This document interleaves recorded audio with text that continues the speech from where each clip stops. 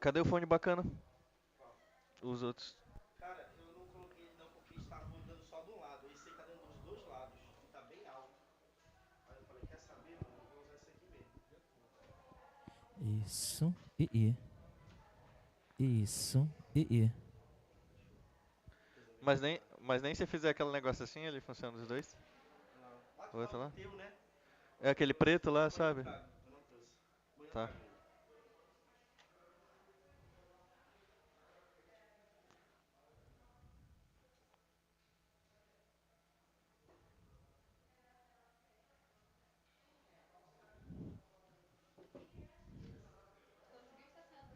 Consegui, mano. Botei ali pra. Meio longe. Eu encontrei o Bruno ali. Aham.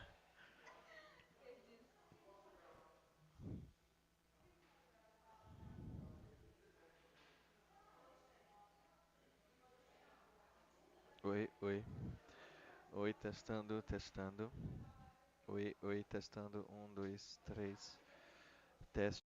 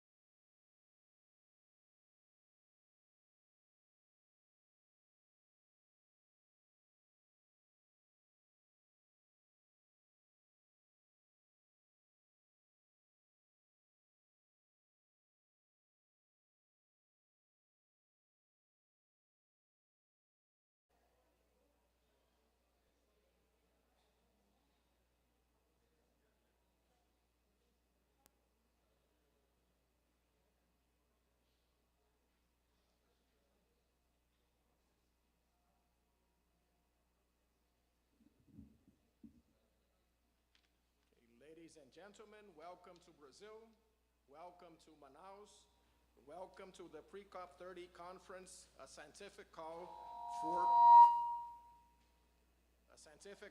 COP30, Science Academies United for Climate Action. This meeting is organized by the Brazilian Academy of Sciences in partnership with the Inter-American Network of Academies of Sciences, IANAS, and with the generous support of FINEP, that's the Funding Authority for Studies and Projects, of INPA, the National Institute for Amazonian Research, and the Inter-Academy Partnership, IAP. I kindly invite you to switch off your mobile phones or place them in silence mode. And without further delay, it's my great honor to invite Professor Helena Nader, President of the Brazilian Academy of Sciences, to open the meeting and deliver her opening remarks.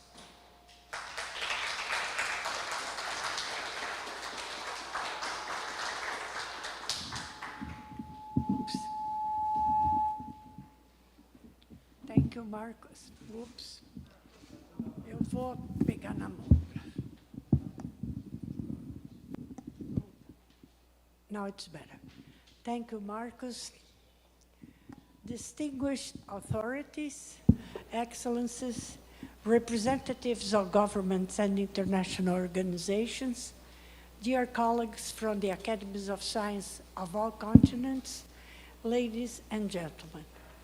It's a great honor to welcome you here in Manaus, in the heart of the Amazon, for this historic gathering of science academies united for climate action. We meet at a defining moment. The climate crisis is no longer a distant threat. It is reality that affects ecosystems, economies, and societies across the planet. The meeting is about climate change, its cause, its consequence, and above all, the urgent actions that science tells us are necessary. We are not neglecting this challenge. We are confronting it with knowledge, cooperation, and determination, besides resilience. We cannot forget that in 2015, 194 countries signed an agreement that was called the 23rd Agreement for the 17 Sustainable Goals. We have only 5 years to move forward, and we still have not reached the final goal. And do not forget that the 17 Sustainable Development Goals has as its primary focus humanity, One Health, and leave no one behind. We need to always remember that, because 194 countries signed it. Some are out recently, but 193 are still in the group. So, hosting this meeting in Brazil, and particularly in the Amazon, carries, in my opinion, profound symbolism. This region is not only a treasure of biodiversity, it is a living system that regulates rainfall, stores carbon, and sustains the cultural and material life of millions of people. The future of the Amazon is inseparable from the future of our planet. The meeting that begins today is more than academic exercise. It is a collective statement, a scientific call to place tropical forests, biodiversity, and science itself at the center of global climate decisions. As the world prepares for COP30 in Belém, we, the scientific community, come together to affirm and reaffirm that science is ready. The data, the technologies, and the pathways to a sustainable and actable future already exist.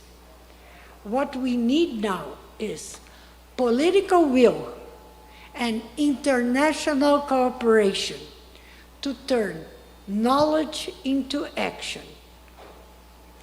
This call unites more than 40 academies from all regions, from the Amazon to the Congo Basin, from Southeast Asia to the Pacific, from Africa to Europe and the Americas. Here, today, we have the presence of 26 countries, besides the presence of Inter-Academy Partnership, IAP, the Inter-American Network of Academies of Science, IANAS, the ACAL, which is the Latin American Science Academy, as well as to us, the World Academy of Science. So I think we represent science from the globe.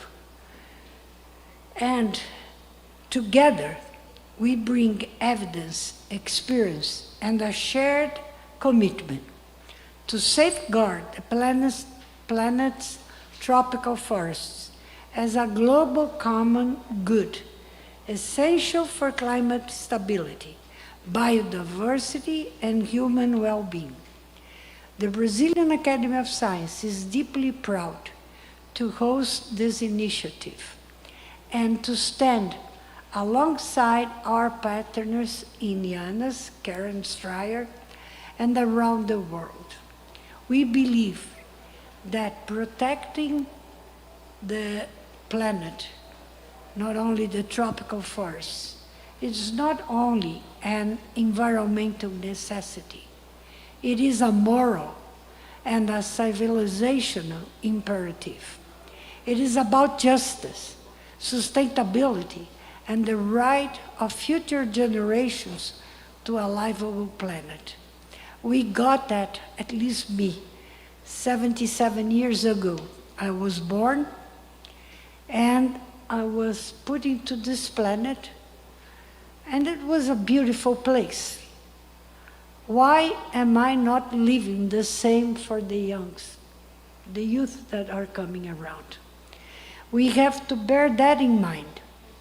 Nobody owns the planet.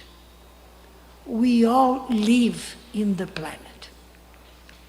May this meeting strengthen bonds between science, society, and policy. May it inspire decisive outcomes at COP30, transforming evidence into action, promises into commitments, and commitments into lasting change. Let us make Manaus and Belém milestones of global responsibility, where the voice of science, grounded in cooperation and solidarity, helps guide humanity towards a safer, fair, and more sustainable future. And before closing, I would like to thank all the staff from the Brazilian Academy of Science who worked together to put this meeting in place. I want to thank INPA. Here we have the director, and we have also a former director, my good friend, Adalberto Val, who made it possible for us to be here again. And I'm kind of emotional because this means a lot for me. I have grandchildren. Some are getting old already, some are already married. But I have two little ones. One that's 6 years old, a little girl, and the other one is a little boy, 1.5-year-old. For them, I'm still trying to get to what the world needs. We need to really face the things that bring us together and not the opposite. We have lots in common. We don't need to be really good friends. We just need to be friends of the planet. Thank you so much.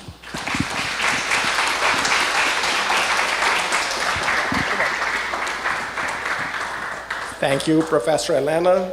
I now invite Professor Karen Stryer. She's a member of the National Academy of Sciences and the co-chair of the Inter-American Network of Academies of Sciences. Thank you, Marcus. Thank you, Elena. Good evening, everybody.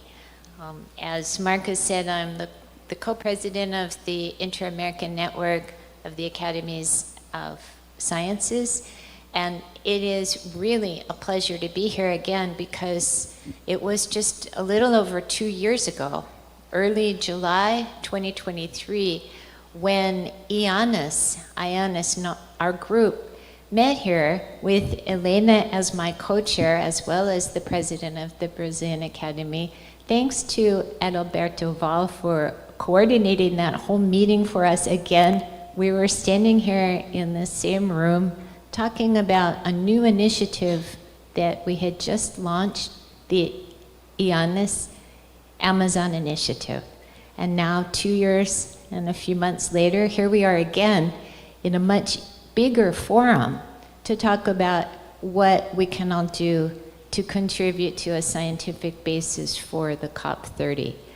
The last time I stood on this stage, I pointed to a slide, and right on the window there was a monkey. And I screamed because I'm actually a primatologist. I've worked in Brazil for 43 years. Brazil, as you may already know, is a mega biodiversity country. It's got more than 20% of the world's primates, but it also has biodiversity of many other species of plants and animals.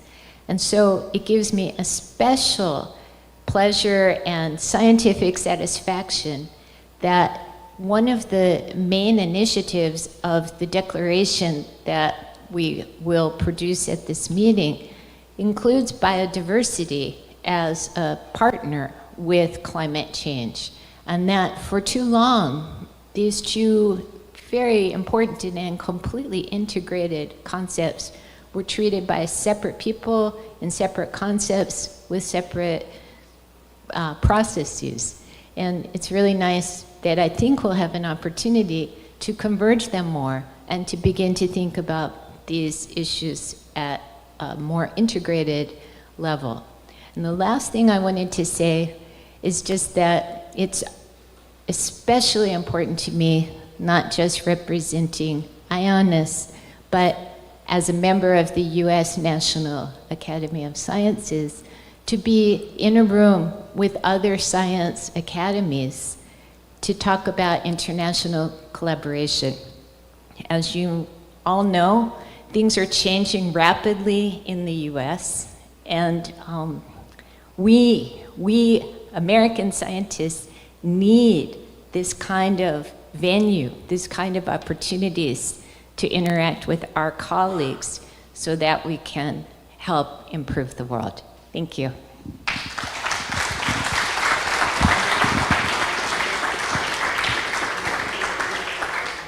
Thank you, Karen. I now invite Carlos Eduardo Matsumoto. He's the head of the Office of International Affairs of the Brazilian Ministry of Science, Technology, and Innovation.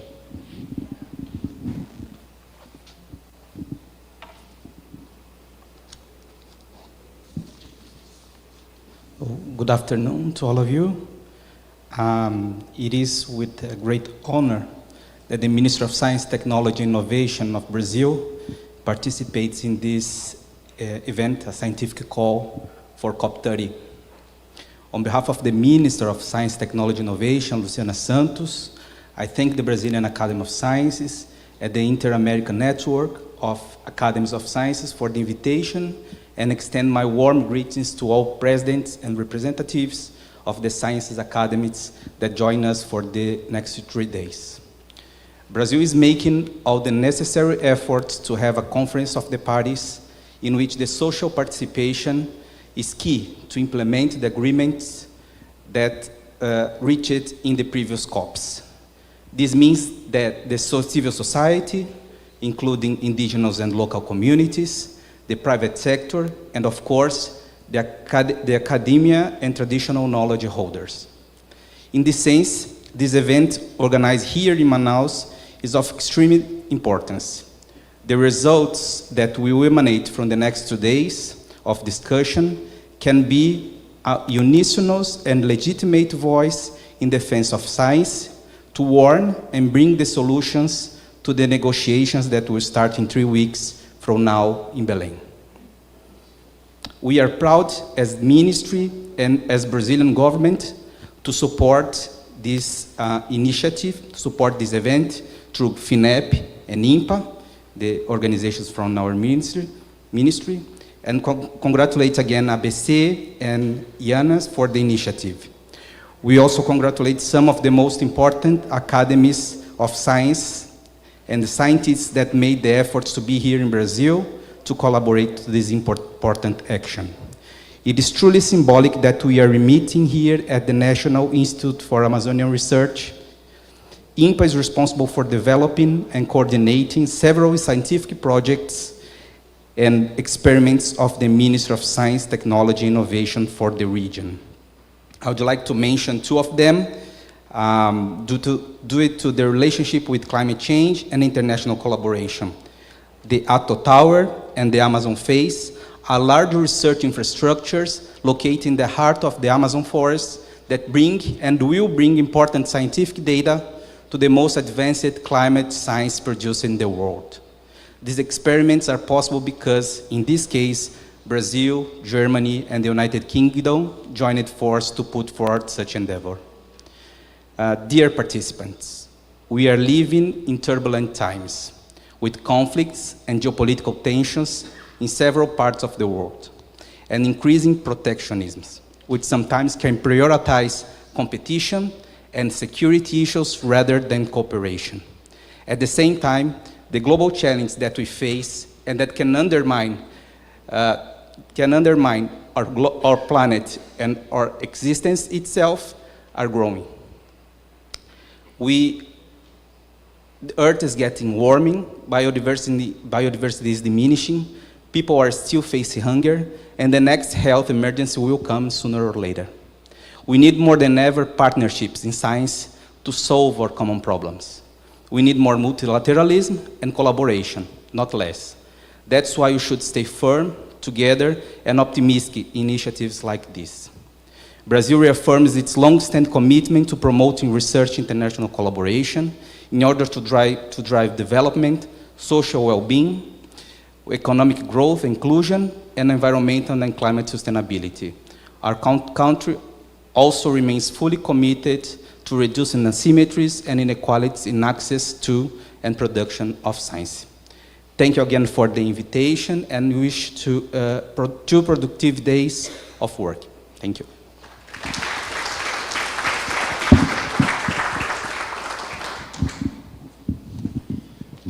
Thank you.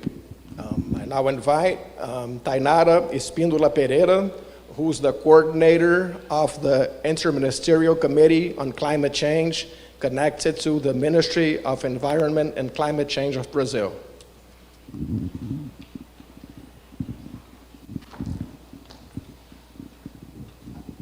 Hello, good evening everyone. It's a great honor to be here today. I'd like to greet all of you that are here today and thank the Brazilian Academy of Science and the Inter-American Network of Academies of Science for the invitation to participate in this important event. I also extend greetings on behalf of the Minister of the Environment and Climate Change of Brazil, Ms. Marina Silva, who unfortunately couldn't be here today to intense preparation for COP30. My name is Tainara Espíndola Pereira. I work at the Ministry of Environment and Climate Change. And I'm deeply honored to take part in this meeting, which brings together outside science and institutions committed to advancing science knowledge and promoting effective climate action. The topics to be discussed here, such as climate change adaptation, forest and biodiversity conservation, climate justice, the social impacts of the climate crisis, and international scientific cooperation are at the heart of the Brazilian government's current climate agenda. At the Ministry, we constantly emphasize that effective public policies must be based on solid science evidence.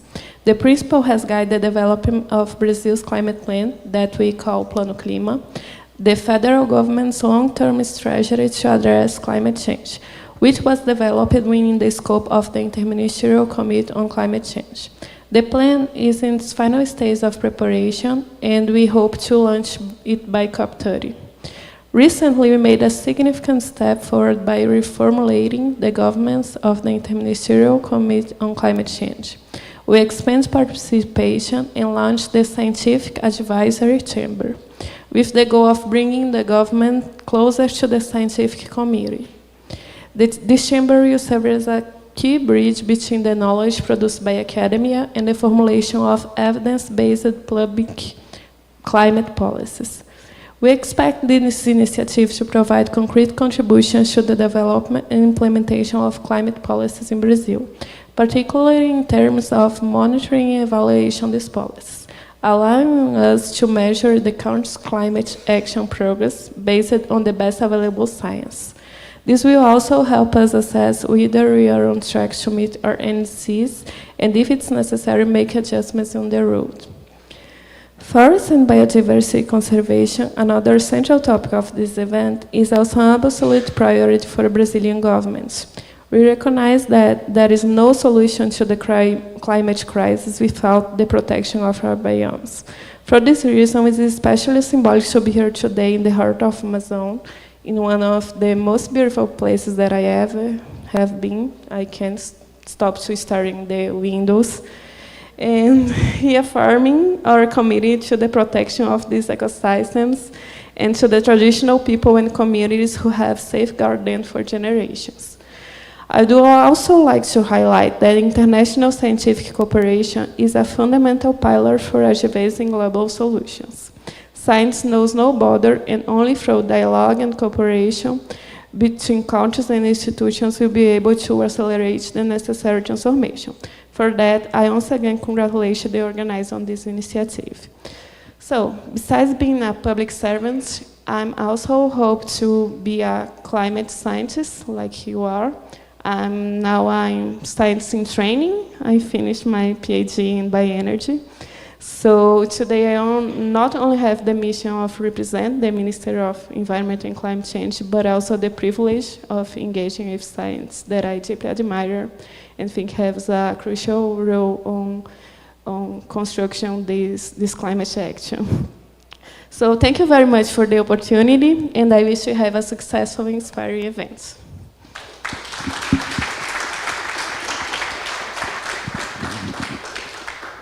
Thank you. Let me now invite Dalila Andrade Oliveira, who's the Director of Institutional and International Cooperation and Innovation of the National Council for Scientific and Technological Development of Brazil, our CNPq.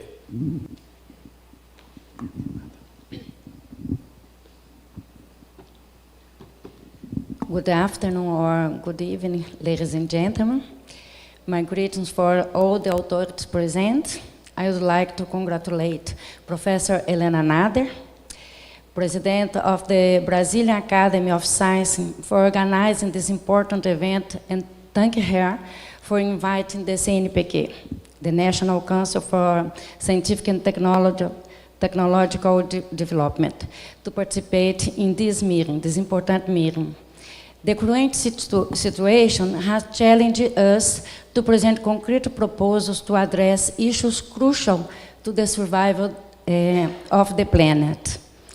As the oldest research funding agency in Brazil, the CNPq has contributed to the development of knowledge in all areas, providing special support for research on climate change, biodiversity, sustainability, renewable energy, water resource, food, among other topics of great relevance to the planet and its populations, including with a view to greater social justice.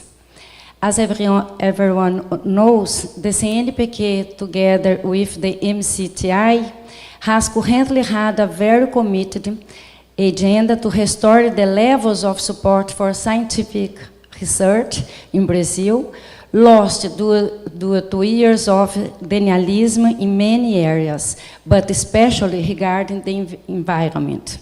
Finally, I'd like to say that it's a pleasure for us to be here today, and I hope we have an excellent event. Thank you very much.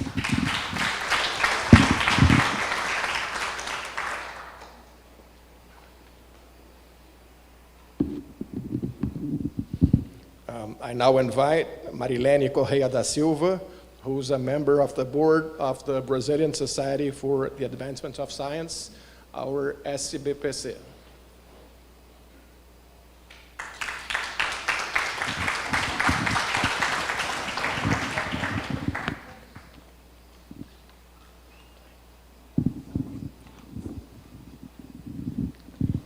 Boa noite. Sem script e falando em português. Eu queria cumprimentar. I first would like to greet President of the Brazilian Academy of Science and also for partner in the Inter-American Society of Science to say 3 important points on behalf of the presidency of SBPC, Dr. Francilene Garcia, that couldn't be here. The first is that there's a tradition, the SBPC and ABC, to strive for science and democracy in Brazil. This is the first point. Secondly, that the ideas they converge about the role of science in this moment in Brazil, in this moment of the world, in this moment in the COP30 where we will give our best. And at the end, we believe that Brazil has all the possibilities of sustainable development side by side with science. Without science, we're not going far. Thank you very much. Good evening.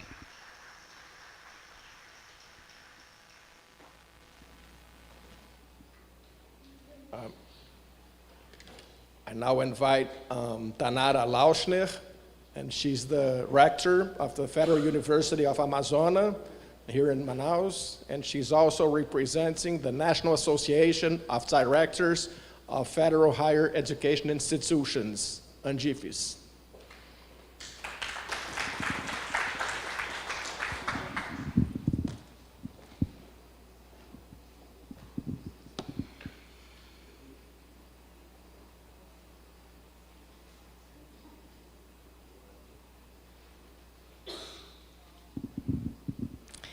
Good evening, ladies and gentlemen.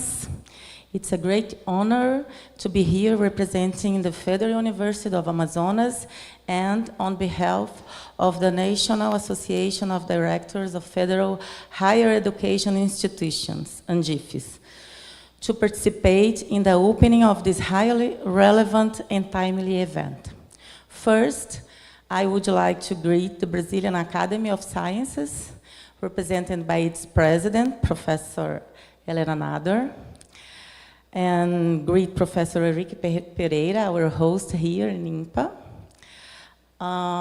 My friends Matsumoto and from MCTI and Dalila of CNPq, and all the organizers for the initiative of promoting this meeting, which anticipates the scientific debate leading up to COP30, to be held for the first time in the Amazon in Belém do Pará next year. I also extend my greetings to the other science academies represented here, to the researchers, institutional and governmental leaders, and to all those who are devoted in different ways to the fight against the climate crisis. Being here in Manaus, my city, carries profound meaning. This territory, which is at once a symbol of the planet's natural wealth and its environment vulnerability, call us to responsibility.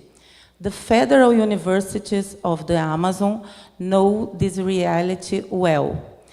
We are institutions that produce science in direct dialogue with forest peoples, riverine communities, and the concrete challenges of conservation and sustainable development.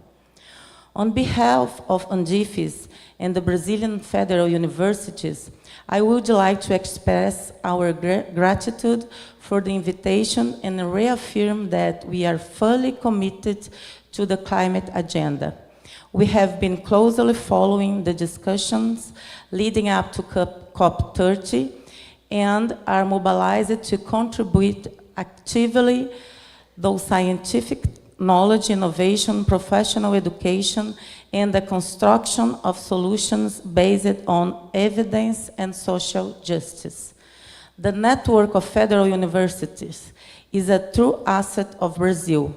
It comprises 69 federal universities and 2 federal centers of technological education present in every region of the country, many of them located in strategic biomes such as the Amazon, the Cerrado, the Pantanal, and the semi-arid region. This unique territorial presence enables our universities to work in an integrated and collaborative manner, producing data analysis and public policies that can support Brazil in fulfilling its international commitments on climate change mitigation and adaptation. The science produced at Brazilian University is, above all, a science committed to life, to the preservation of biodiversity, the reduction of inequalities, and the future of the next generations. That is why this event is so important. It reinforces that our response to the climate crisis must be guided by science, but also by cooperation. Cooperation among countries, among institutions, and among different fields of knowledge. None of us will overcome this challenge alone.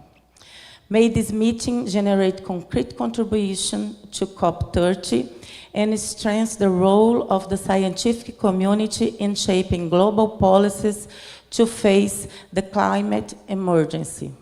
On behalf of UNDIFES, I reaffirm our commitment to move forward together, supporting initiatives like these and making the federal universities available to collaborate in the formulation and implementation of the actions that Brazil and the world so urgently need. Thank you very much.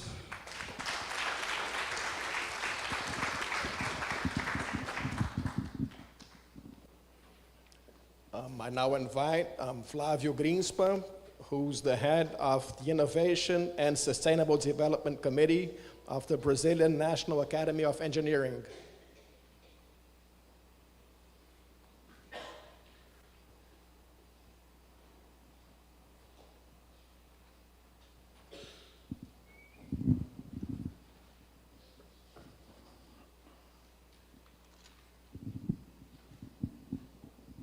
Good afternoon to all of you.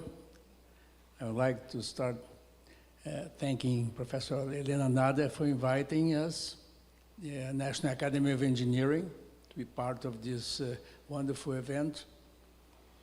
And I would like to, since we're not part of a government directly, we are a group of engineers. Here I have one of our representatives, Professor Prata, and we work with solutions. And one of the areas that we are very much aware of the need of solutions to the climate changes. we've been seeing a situation already in advanced stage. For example, in Belém, you have almost 2 degrees centigrades of increased temperature, average temperature. 50 occasions they had a situation of huge rains that caused floods in the city. So as Academy of Engineers, we are worried about the situation that the climate changes are causing to the population and to the cities. And we've been working on that. For example, we signed an agreement last month between the Academy, Brazilian Academy of Science, National Academy of Medicine, and National Academy of Engineering to work together on issues that affect our population. And based on this, I do believe that I'm here to work with Professor Helena Nader in order to find solutions. We, in our academy, we're not only worried about mitigation of the climate. We have already situations that the change in temperature is already causing significant effect in the society. And 2 basic situations we are confronting today. One is dry weather and the consequence on production of food, consequences on health. And the other is floods, and the situation that is a consequence in a lot of cities around the world. So our academy is worried about developing solutions that could help the society. That is our role. And I do believe that we can work together between the Brazilian Academy of Science and with the National Academy of Engineering. Last month we had our one event that we discussed about the key issues in Brazil. And some of them relate to this meeting. And we created challenges for the students of all the universities in Brazil in 6 areas. One area was energy, sustainable development, agriculture, health, intelligent cities, and water. And just for a coincidence, 2 of those challenges were related to this region. One by the engineers from the Military Institute of Engineering of Rio that worked on developing solutions with green hydrogen. That is they affect directly the need of this region for energy. They don't have energy in most of the area here. So they are creating solutions for the situation that exists in this region. And the other one was in relation to the floods in Belém. There was one student from the University of Amazon that presented a solution based on sponges, urban sponges, to absorb the water from the floods. So this is just 2 examples of possibilities that we have been working. And today, during my 4-hour flight from São Paulo, I looked into other possible solutions that I could present to you. And I came into one interesting fact. Bill Gates he created a fund. He doesn't depend on funding from the government. He created a fund from the private sector. And he is stimulating solutions for the climate. He has 100 startups being funded. Very probably in most of the regions, those startups could present solutions that could help all of you. So I invite you to look into this and eventually to find already solutions that could be introduced in your countries and help to alleviate the burden that the society is having today. So I thank you very much once again for Professor Nadia's invitation, and I congratulate all of you for this meeting. Thank you.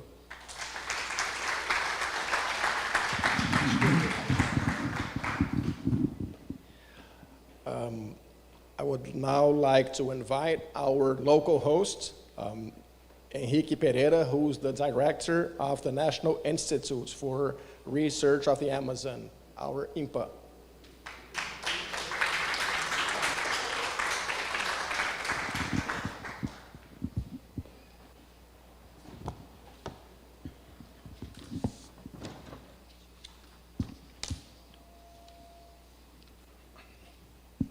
Good evening, distinguished guests, ladies and gentlemen.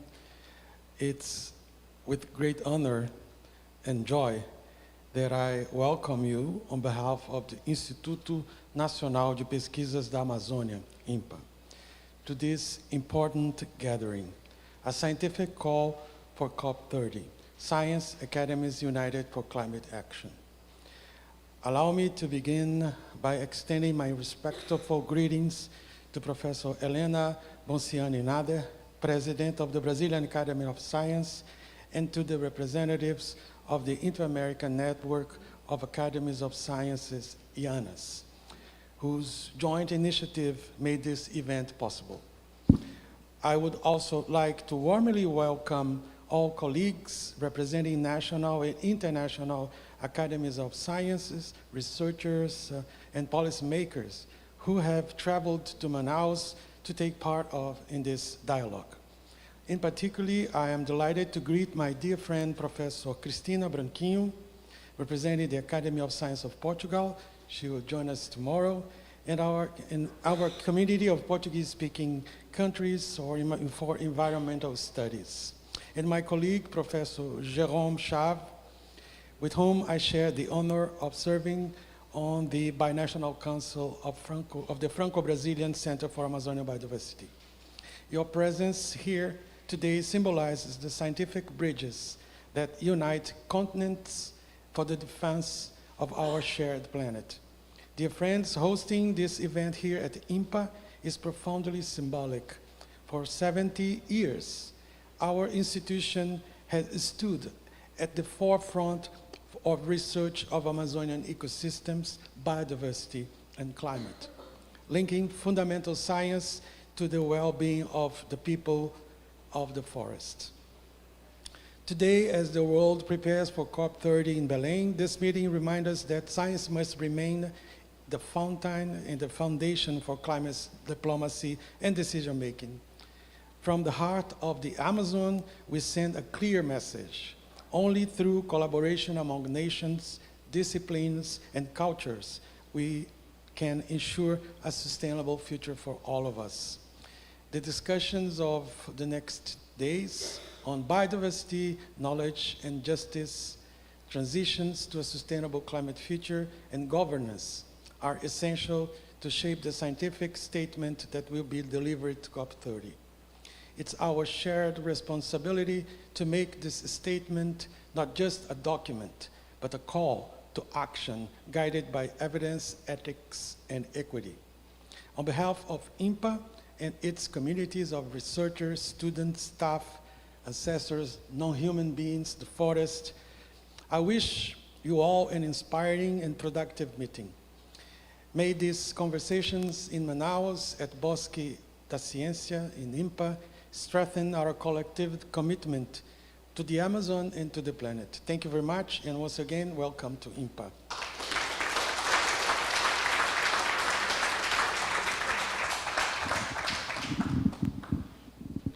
Okay, well, we're almost over. We now have a very short video message from Ambassador André Correia do Lago, who's the president of COP30.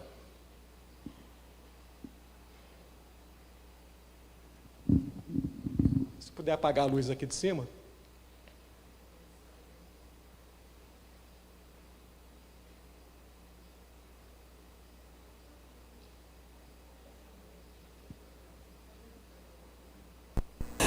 Hello, I'm André Correia do Lago. I'm the president designate of COP30. Presidente designado da COP30. Eu gostaria de dizer that are together in Manaus for this conference organized by the Brazilian Science Academy. And lots of friends are there. I would love to be there with you and to learn even more than I already learned from some of you. But I'm in Brasilia, and I wanted to say hello and say how important it is to stress the scientific dimension even more physically in the Amazon. Climate change discussion started thanks to science, and solutions have to come through a scientific approach. So that's why the Brazilian position at this COP, my position as president, and President Lula's position is absolutely focusing on science. So I thank you very much for working so hard in this context in which the most basic things are being questioned. And as I don't know who said, but very wisely, to say a lie is very easy. To prove that a lie is a lie, it can be very complex. And we rely on you, and I thank you in advance, and I hope everything will go great in that meeting.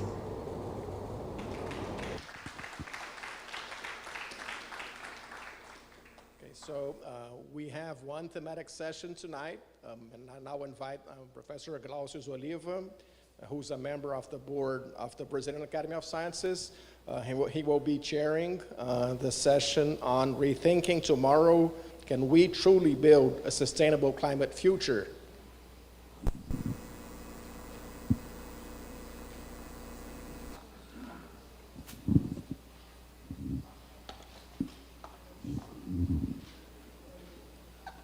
Good evening, everyone. I'm Glaucius Oliva. I'm a professor of structural biology and drug discovery at the University of São Paulo and vice president of the Brazilian Academy of Sciences for the São Paulo region. It's my honor and privilege to chair this thematic session entitled Rethinking Tomorrow. Can we truly build a sustainable climate future? As part of this remarkable initiative bringing together science academies from around the world in a united call for climate action ahead of COP30. Our presence here today reflects a shared conviction that science must not only illuminate the path forward, but also help societies make the courageous choices needed to change course. The question before us is both urgent and hopeful. Can we truly build a sustainable climate future?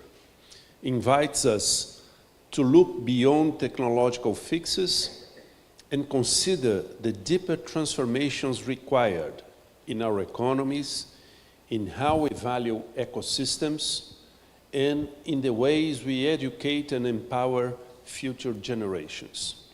Today's discussions brings together leading voices who will challenge us to rethink assumptions, inspire integrated solutions, and reaffirm that a sustainable tomorrow is not a distant dream, but a responsibility we must embrace now. So, without further ado, I invite the first speaker of this session.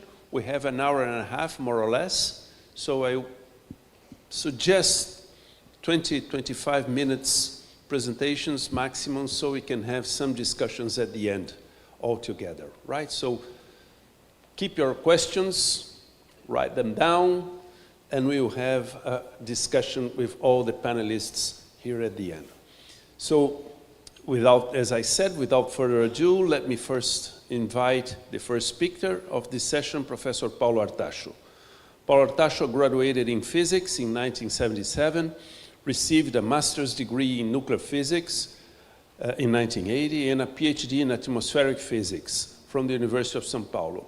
He's a full professor at the Institute of Physics at USP and works with physics applied to environmental problems, focusing primarily on global climate change, the Amazon environment, atmospheric aerosol physics, urban air pollution, and other topics. He's a full member of the Brazilian Academy of Sciences, the World Academy of Sciences, WASS, and the São Paulo State Academy of Sciences as well.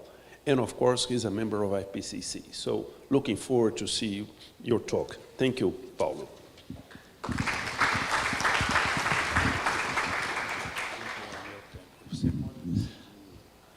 Acho que eu vou ficar aqui, né? Acho que eu vou segurar o microfone. Can you have the presentation, please? Okay, so it's a very difficult task we have in these 3 days to find the best way for a sustainable future. So I'll give you some hints on how that can be done. So, yeah, at IMPA, this advancement of slides never works. Pode avançar o slide? Okay, I think we have to integrate the understanding of climate change with all the others very different challenges that humanity are having right now. So we cannot separate climate change from all the others. That includes the biodiversity loss, that includes artificial intelligence threats to us, the lack of democracy in a very recent movement, the health issue and the pandemic issues, the lack of happiness, lack of peace, all over. And the main question is, how could science help humanity? So I hope in the next 2 days we can partially answer this question. So basically, it's 2 weeks ago, a new report on the tipping points from the planet was released. And then basically, recently, we learned that from the 90 main indicators that treat humanity, we have already surpassed the safe operating limits for 6 different limits in our planet. That is climate change, biodiversity loss, land use change, freshwater change, biogeochemical cycle, as well as novel chemical entities. So basically, this is a warning signal to humanity that possibly we are not going in a very, very good direction for the survival of ourselves and the planet itself.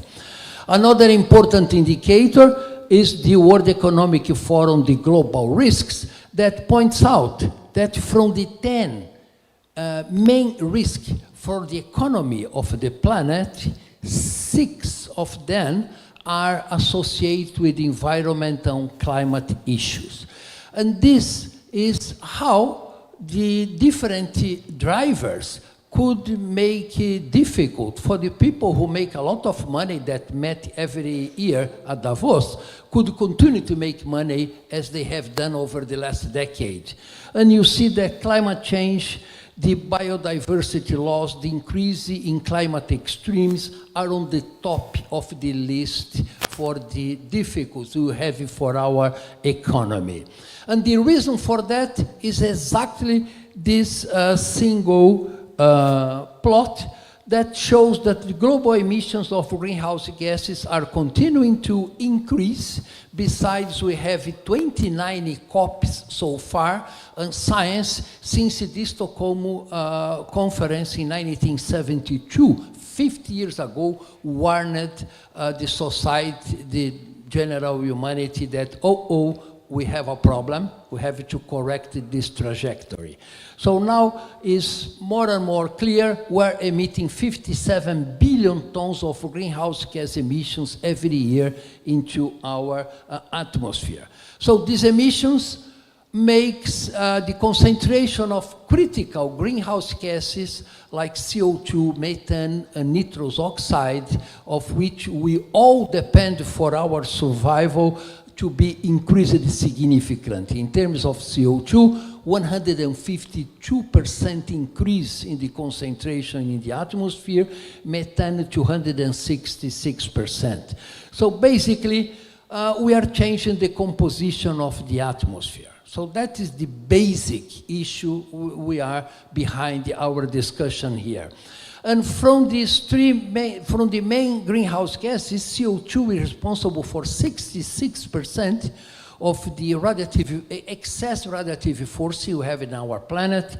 Methane is responsible for 16% of the increase in the radiative forcing. And most important of all is that actually, if we look in the decade increase since the 60s, basically, annual increase in 96 was about 0.8 parts per million. The last decade is 3.5 ppm. What this means? This means that we are observing acceleration of climate change. And the issue is how to stop that? What action science, humanity, and governance needs to get this issue? So the UNEP GAP report released a few months ago shows that you are heading to a warming of 2.6 to 2.9 degrees Celsius, and this was before Trump have decided to cut down all protection for emission of greenhouse gases, so probably the real number is a little bit higher than that. And last week, the carbon tracker system have released where do you stand for our future climate. You see that if you get all the policies that are in place, we are heading to 2.7 degrees, very similar than the previous ones. And if you do all the possible efforts, even then, we can go to 2.1 increase in temperature. So this means that the Paris Agreement is dead, so this means that we should not stick to the Paris Agreement. That's a discussion we'll have in the end of this talk. So what it means, an increase in temperature of 3 degrees. So basically, Brazil, with an average 3 degrees, because the world is 75% ocean and water has a gigantic heat capacity, the continents heats up much more than the ocean. And in Brazil, this means an increase in temperature in between 4 to 4.5 degrees. In the Arctic and the Canadian boreal forest, is about 5.5 to 6 degrees. So this is a huge increase in temperature for any ecosystems that we have a tremendous impact, not just in our ecosystem, but in all living parts of our planet. But climate is not just temperature, and one of the most important impacts in our society is our capacity to produce food. And one of the main indicators is actually how much soil humidity we will have in a 3 degrees warmed planet. So look for the situation of Brazil, where the central part of Brazil will be much drier than it was a few decades ago. We are already observing that. The same with South Africa, the same with the Mediterranean Europe, and Central America and central part of the United States. So this means to produce food for 10 billion people in 2050 will be a very, very difficult task. This will bring a lot of geopolitical tensions in our planet. So in terms of climate extremes, because the most visible aspect of climate change is the climate extreme. Big droughts, big floods. So IPCC mentioned that one event that was happening once every 50 years, if we heat up the planet at 4 degrees, this event will be 39 times more frequent and will be 5 times more intense. So this means it's better we prepare humanity, cities, and the economy to the increase of climate extremes. So just yesterday, this report was released, the Global Tipping Points report, that calculates how far we are from critical tipping points in the climate system. That includes coral deaths, that includes the Atlantic Meridional overturning circulation, as well as the Amazon rainforest. So basically, the report makes it very clear that the threshold to destroy all coral reef is already passed over, so they will not have a chance of survival into the next decades. And we are starting to see changes in the Atlantic Meridional circulation, as well as the possibility of Amazonia to become a carbon source. So basically, these tipping points are extremely important because they could mean irreversible change to our climate system. And then we always have to remember that there is not only physical tipping points, there are social tipping points. And the IPCC Working Group 2 estimate that up to 3.3 billion people will be displaced by 2050 because of climate change. So this will bring incredible amount of geopolitical tensions in all regions, as well as internally in every country. In Brazil, for instance, northeast part of Brazil, that was a semi-arid region, will become an arid region. So we have to decide where we're going to put millions of Brazilians who now lives in a region that in a few decades will be absolutely impossible to survive. So, and then Amazonia is a very special case because Amazonia, with the deforestation emissions, feeds up to global climate change. Tropical deforestation now is, for all forests, is responsible for about 11% of the total greenhouse gas emissions. So fossil fuel is 90%. So, but climate change is making an important impact in the health of all tropical forests, in particular Amazonia. And the issue with that is that Amazonia alone have 120 billion tons of carbon stored in the ecosystem, that if this carbon goes up to the atmosphere, this is equivalent of about 10 years of all fossil fuel that's burned today. That makes that scenarios from IPCC really a thing of the past. So this is something we should avoid at all costs. And then several papers led by Brazilians recently calculate would be the critical transition in the Amazon forest system. And the critical transition means that there is a 50% chance that in the next 2 decades, most of the Amazon region could cross a tipping point where the ecosystem could not survive as it is right now. So this is a clear message that we have to reduce greenhouse gas emissions, otherwise the Amazon could have no future in terms of survival, in terms of ecosystem. And then whoops. And then it's important that we look into the climate change from a very broad perspective, not just from mitigation, reducing emissions. So we needed to have a pretty complete view, otherwise one of the components could impact negatively on the others.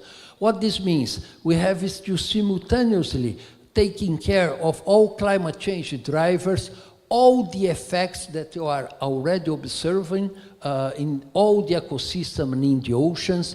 We have to take care of mitigation, including sustainable agriculture, afforestation, energy systems, and so on.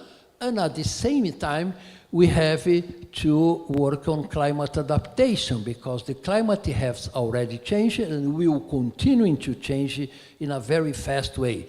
So it's not a very easy task to put on the same basket, you know, the strategies to do with these four different aspects of climate change. So, just going to the final points, what about COP30? What COP30 have to do with all these things? So basically, I personally think that COP30 needs to deal with the 5 main points.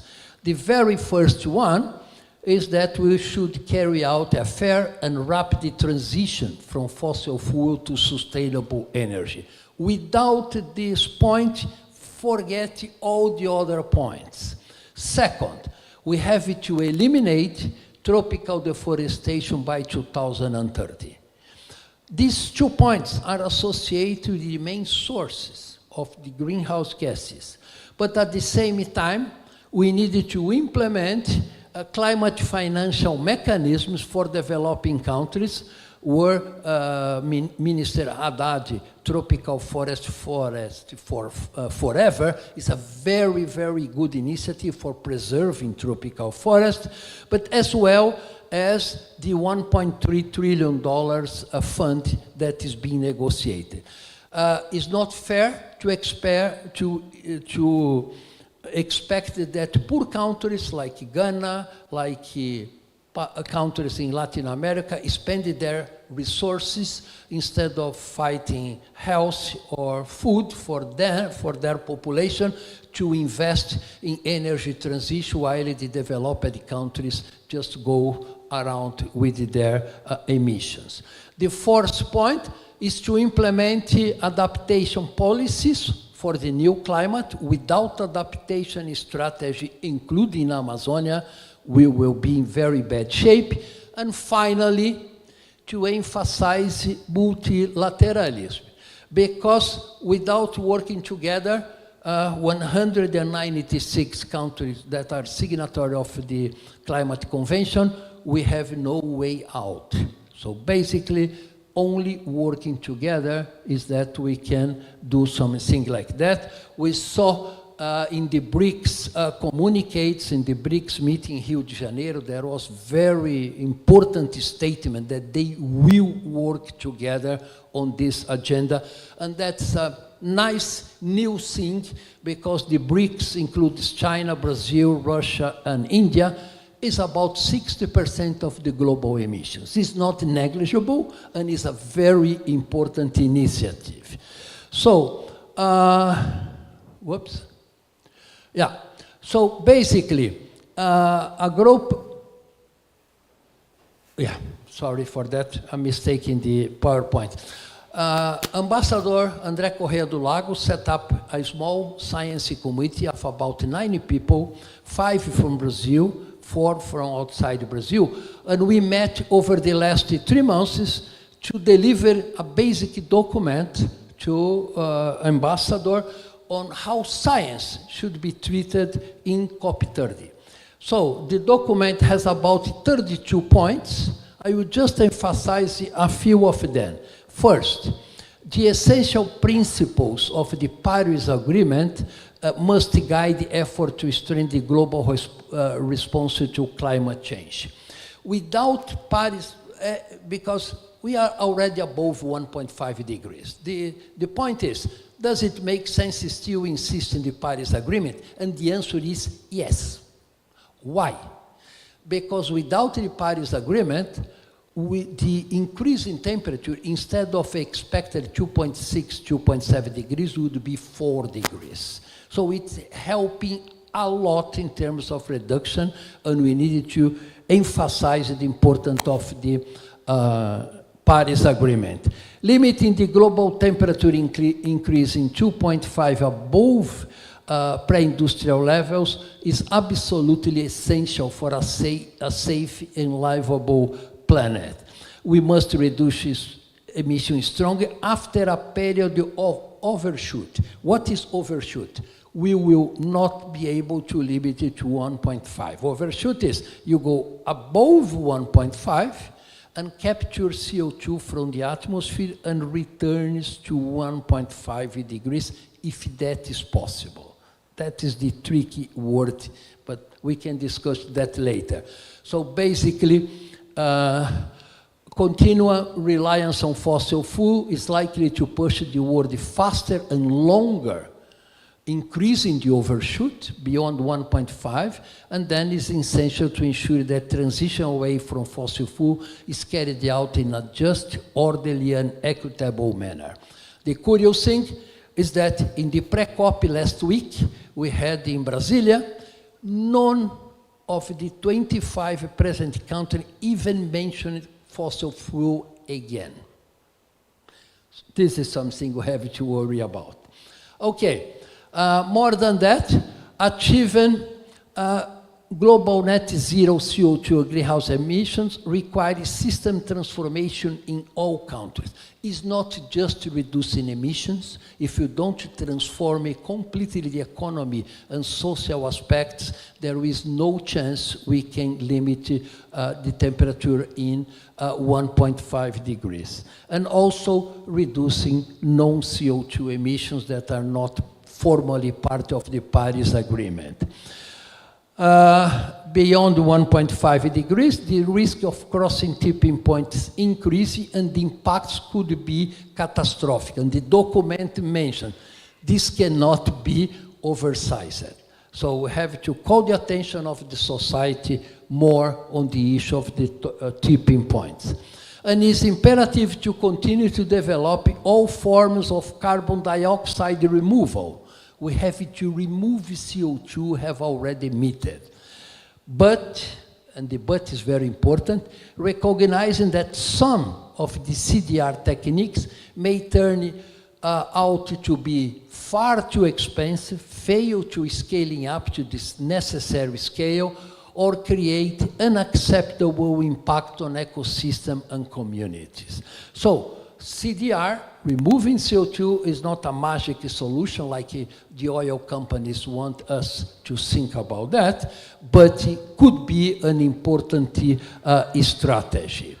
And in recent decades, basically, more than 50% of the CO2 we have emitted have been removed or sequestered by the natural sinks.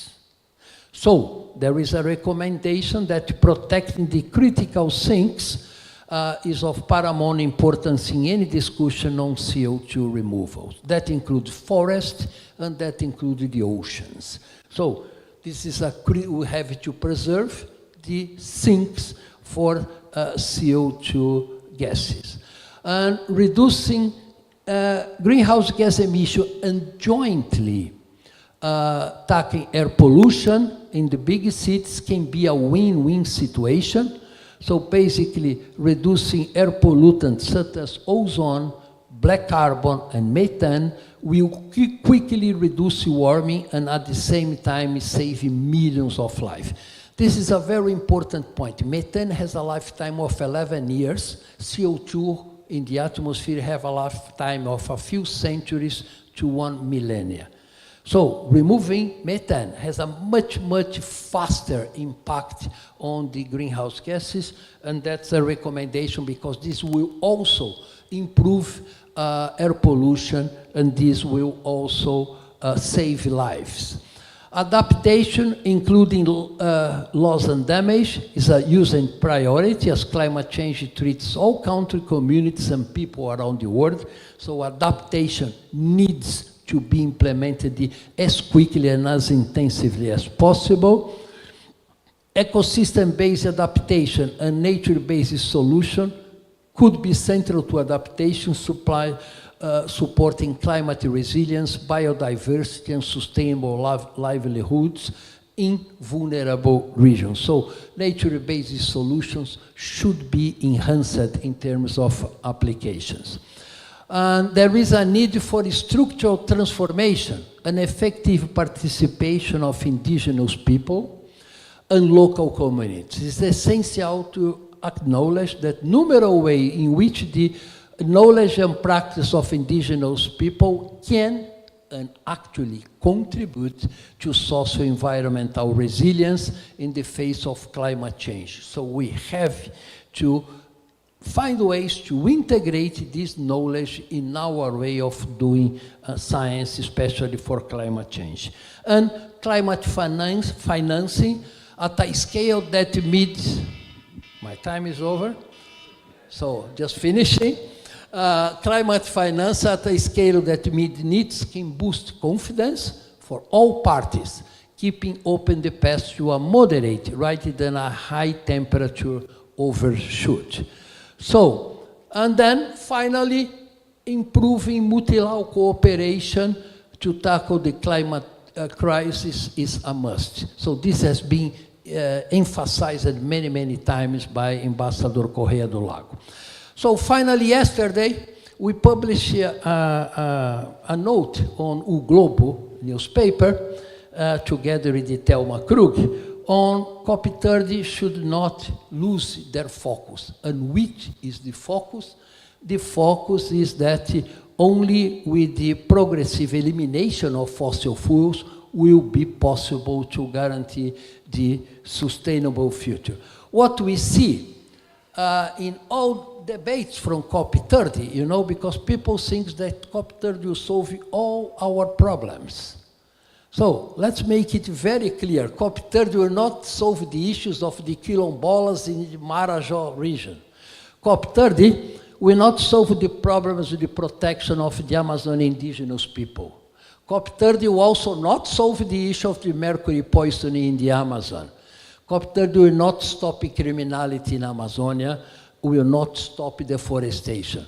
Who have to do that is an obligation of our country. It's an obligation of Brazil. It's not a task of COP30. We saw in a lot of debates, people asking, thinking that COP30 will solve issues that actually the Brazil government have to solve internally, not COP30.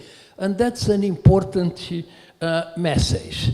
So basically the pathway to find the way to build up a new society is already done. Brazil and many other countries are signatories of 17 Sustainable Development Goals, where the SDG 13 is protection of climate, but without a stable climate, none of the other 17 SDGs could be achieved. So climate change and COP30 is very central to our future.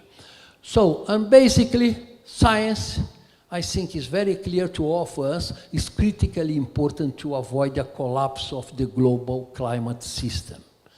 In addition to that, Brazil, due to its tropical location, is one of the countries that will be most affected. 4 degrees of increase in temperature in Cuiabá or Palmas has a much higher impact than 4 degrees increase in temperature in Stockholm, Moscow, or Montreal.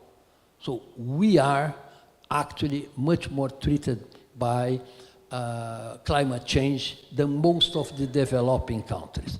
And the only way to build up an economic system that could be sustainable is actually an economic system with social inequality that will be able to build a new sustainable world. So, thanks for the attention, and we'll be able to discuss that later on.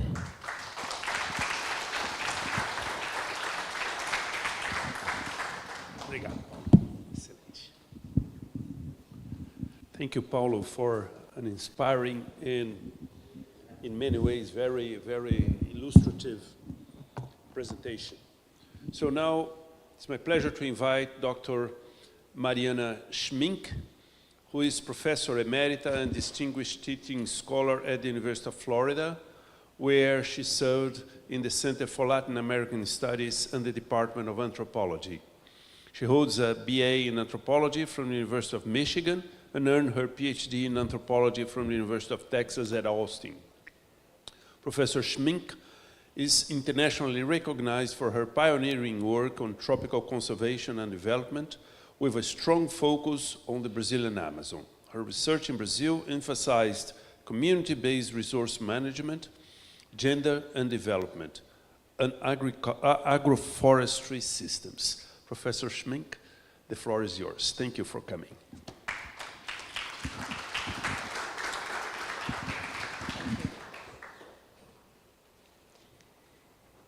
Thank you very much for that generous introduction. I'm honored to be here at this important meeting with so many people from different countries and different fields of science.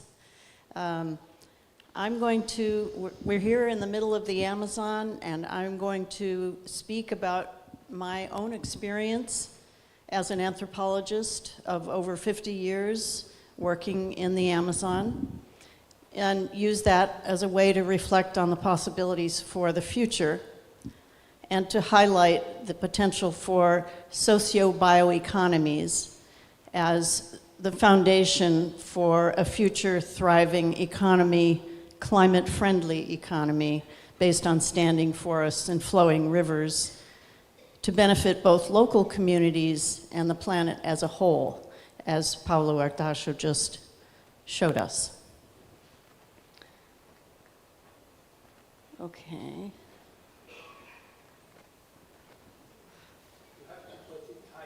Higher, okay. Okay, thank you.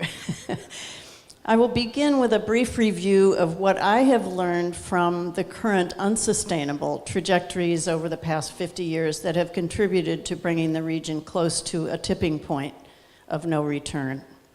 I will then highlight what we are learning from Amazonian communities about long-term coexistence and defense of their diverse territories, and how policy measures for socio-environmental governance have shown the potential for these socio-bioeconomies as an alternative paradigm for a sustainable Amazonian future that is key for the future of the planet as a whole. Whoops. Exactly 50 years ago, as a young scholar, I began research in a study of migration to the Amazon from other regions of Brazil as part of an interdisciplinary team. In 1976, our team visited the region between Marabá and Conceição do Araguaia in the southern Pará. Our focus in this first project was on the massive migration of people into the region on the new highways that the military government was implementing at the time. And over the following decades, I visited this region a dozen more times, trying to make sense of the rapid and surprising changes that took place with the expansion of these frontiers into areas deemed empty of occupants by the government, but which I soon found were inhabited by diverse local peoples. There were generous fiscal incentives provided by the government to corporate investors, which led to rapid expansion of cattle ranches and logging operations. Migrant colonists from other regions of Brazil sold everything they owned to venture into unclaimed land, hoping for a secure future for their families. And new towns sprang up overnight along the new highways based on colonization settlements, ranching, logging, and mining booms that I witnessed over the next 4 decades. The focus of our work shifted to understanding the conflicts that were emerging, characterized by illegality and violence between corporate investors, migrant farmers, and indigenous and local people over access to land, timber, and minerals. deforestation mushroomed in forested areas as a means to secure access to land, fueling land speculation. And criminal activity in the region has now become widespread and highly organized. Small-scale gold mining became a boom during the 70s and evolved rapidly from the small encampments I visited with the evolution of semi-mechanized systems penetrating indigenous territories and devastating huge areas in the region. And this is a recent photograph from Madre de Dios in Peru. Our study in the 1970s and 1980s focused on São Félix do Xingu, a small riverine town that was the end of a highway under construction for nearly 10 years. I watched the town balloon from less than 3,000 inhabitants to over 50,000 by 2012 when I took this photo, and it's now over 150,000 by 2025. As the town grew along the road, the population literally turned its back on the beautiful Xingu River, now contaminated by mercury from mining. Truly the end of the road, São Félix do Xingu was the port of entry to lands rich in resources along the Xingu and Iriri rivers, leading to massive deforestation and expansion of cattle that earned the municipality the title of cattle capital, with one of the largest herds of cattle in Brazil. What I witnessed appeared to be the massive influx of unstoppable, powerful outside forces, sweeping away all that had been there before. But alongside this massive invasion, there was another story: the resistance by local peoples and the defense of their territories.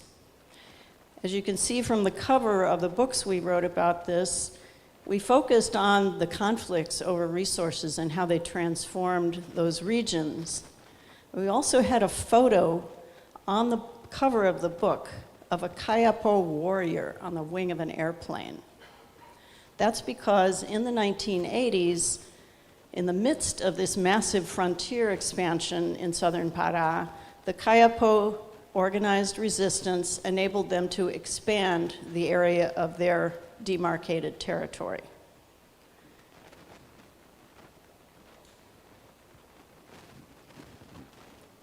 Resistance by local populations was common, even during the military dictatorship.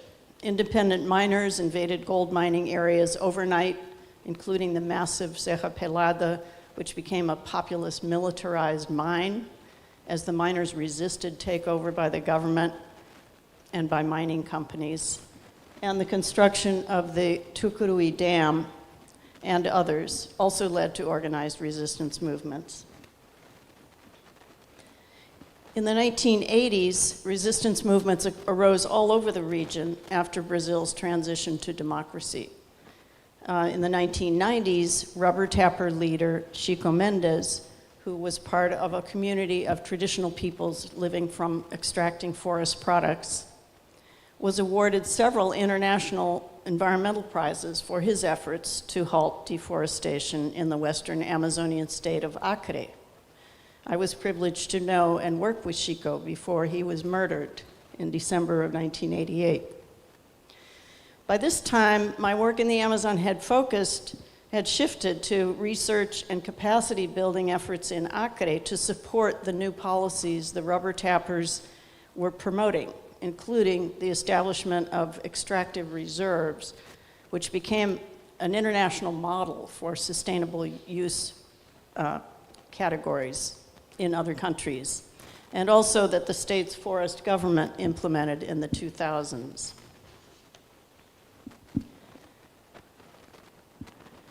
With the first government of President Lula in 2003, new policies were implemented in the Amazon to halt and break deforestation and to promote more sustainable development. Lula had a strong tie with Acre, and specifically with Chico Mendes, with whom he was arrested for labor organizing during the military government. He appointed Acre's Marina Silva, a former rubber tapper herself, as the Environment and Climate Change Minister. And she is once again in that position in his current presidency. And a series of new and very different policies were implemented. A mosaic of protected areas was created in the Terra do Meio Xingu River area where I had worked. There was a moratorium on purchase of soybeans from deforested areas. There were embargoes on credit and meat purchases from packing plants sourced from deforested areas, and São Félix do Xingu was one of the target municipalities for this effort. And all these led to a drastic reduction in annual deforestation in the Amazon from 2004 to 2016, although later it went back up. Since then, many changes have taken place, but today, indigenous, Afro-descendant, and local peoples are more visible than ever on the front lines of the struggle against deforestation and in favor of sustainable Amazonian futures.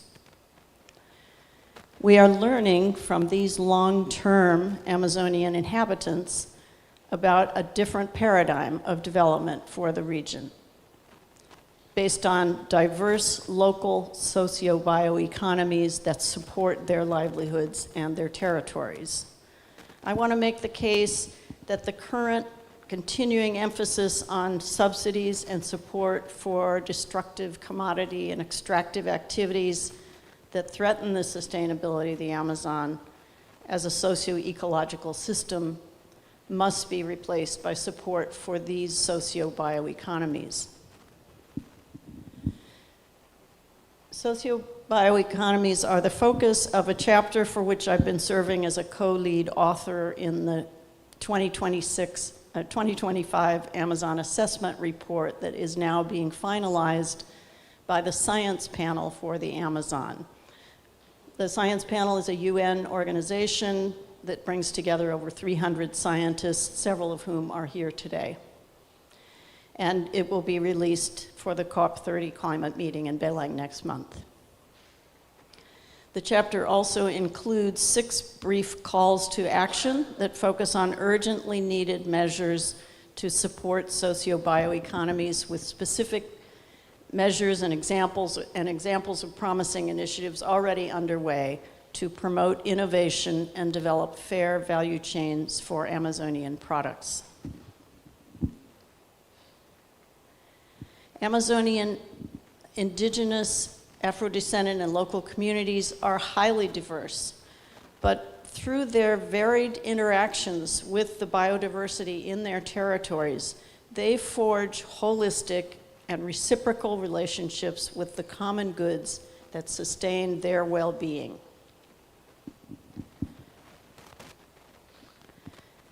Growing evidence from the Amazon shows that indigenous groups occupied the basin for over 12,000 years, covering large areas through trade and alliances and linkages among city centers. Scientists have found thousands of these large-scale geometric earthworks called geoglyphs, like the ones I saw myself in the western state of Acre, hidden under the forests until those forests were cut down. These sites are associated with over 50 domesticated tree species that indicate a long history of successful forest management to support large populations. And by coincidence, there is an exhibit of photographs of these geoglyphs that just opened in the Museu da Amazônia here in Manaus. So maybe on Wednesday after the conference, we can take a trip and go look at that. The indigenous critique of development lays bare the false separation between people and nature and highlights the imperative to care for both people and nature as part of, quote, good living that recognizes the intrinsic interconnectedness of natural and human systems.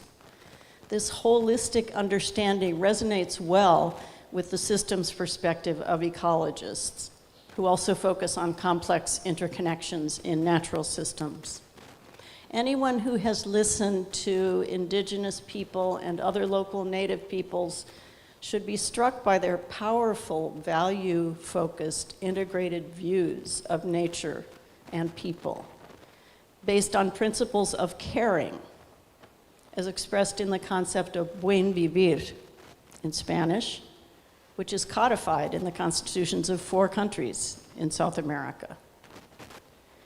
Those voices and those values are needed in the dialogue with scientists.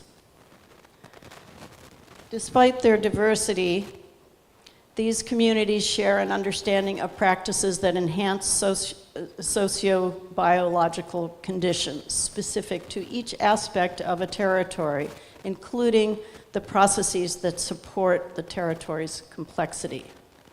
These understandings often are expressed in detailed calendars and management instruments. Yet relatively few investments have focused on improving strategies for these diverse multifunctional production systems, especially compared to the massive investments made in specific market commodities. This threatens people's ability to support their communities and has led to many, especially younger people, working in illegal and unsustainable activities. These communities need to have secure land tenure rights to safeguard their often collective territorial management practices, managing low-scale, high-diversity economies that share common principles to help maintain ecosystem connectivity and health, maintenance of water cycles, and climate regulation. They also are circular systems that are distinguished from monocultural commodity production systems that currently dominate the world economy and that have contributed to the planetary crisis. There's a great potential for scientific and technical advancements interwoven with local knowledge and practices to support and enhance local livelihoods and promote these kinds of economies, scaling up through networks and of production and innovation that link rural and urban sites must take care to safeguard the limits of these socio-bioeconomies and avoid the risks of inequity, resource pressures for overharvesting, and waste generation from expansion of global value chains.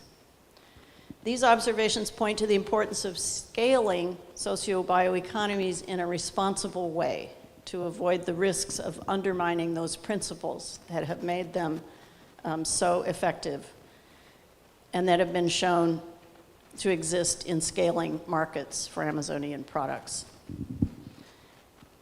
And there are a growing number of networks to bring together producers who are developing and expanding local and regional initiatives. The Xingu Seed Network in the region of Pará, where I worked, producing seeds.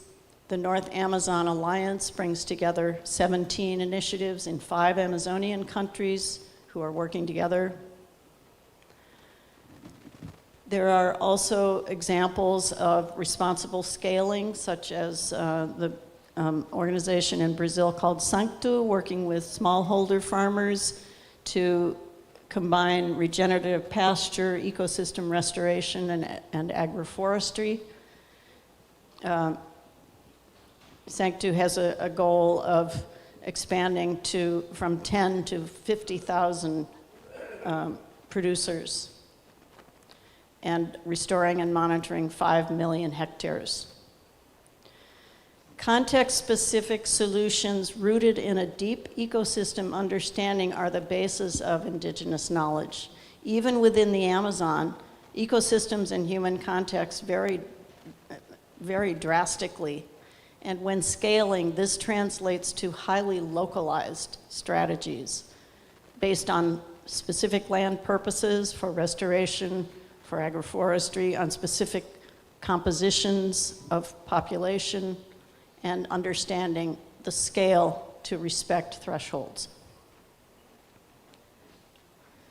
As I said, relatively few, I'm sorry that there was some formatting problems in the translation from my computer to the computer here. Few practical investments have focused on improving strategies for these kinds of systems. And so there's a growing and important role for new technologies and small-scale local processing plants. There are only about 200 currently in the region to add value to existing and new products. The proposal for the Amazon Institute of Technology is to implement decentralized labs, research and testing facilities across the Pan-Amazon region to support innovation, combining local and scientific knowledge with entrepreneurship. Established value chains typically do not fairly remunerate local producers. For example, the large-scale Brazil nut system provides less than 5% of the $400 million trade in Brazil nuts to local producers themselves. There are other major challenges: the boom-bust dynamics of global markets, the difficulties of distributing risks and rewards, and of quality control, the lack of formal recognition of rights and intellectual property, the threat of over-harvesting, and the need for value chains to include multiple products, not just one commodity. Niche markets, such as so-called controlled origin destinations, can sometimes provide price premiums that recognize the local cultural heritage and resources. Geographic indication statuses are held by the Sateré-Maué indigenous people in Brazil for wild guaraná, and by the Arajun and Wampia communities in Peru for a native cacao lineage that they domesticated. And there is this network called Origins Brazil, which supports traceability, good governance, fair pricing, and monitoring of such efforts. And there are a growing number of collaborative efforts to support links between Amazonian socio-bioeconomy producers and businesses and customers, as well as tools and resources to guide these efforts. With the right investments and safeguards, socio-bioeconomies can provide a foundation for a sustainable future based on thriving forests and flowing rivers in the Amazon. Thank you for your attention.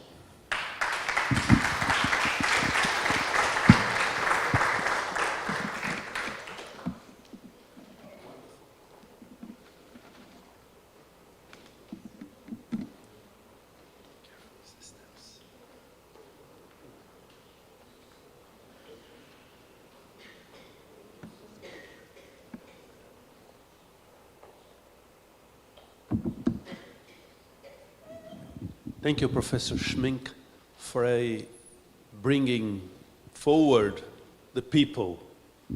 We have a lot to learn from your experience, and it makes us really believe, your examples makes us believe that there are ways for a sustainable climate control based on what people already know to do for so many years in this region. Thank you again. So the third speaker of the night will be Dr. Robin Fierce. Robin has a background in biochemistry, nutrition, and medical research with 29 years previous experience in pharmaceutical industry, R&D, and in R&D policy. In the past 2 decades, he has provided advice on biosciences policy issues to a range of public sector organizations, particularly science and medicine academies, parliamentary groups, the European Commission, and industry. A significant part of his later work has focused on climate change impacts on health and equity. Currently, he is a consultant to WHO European region on climate and health strategy. Dr. Fierce, the floor is yours. Thank you for coming.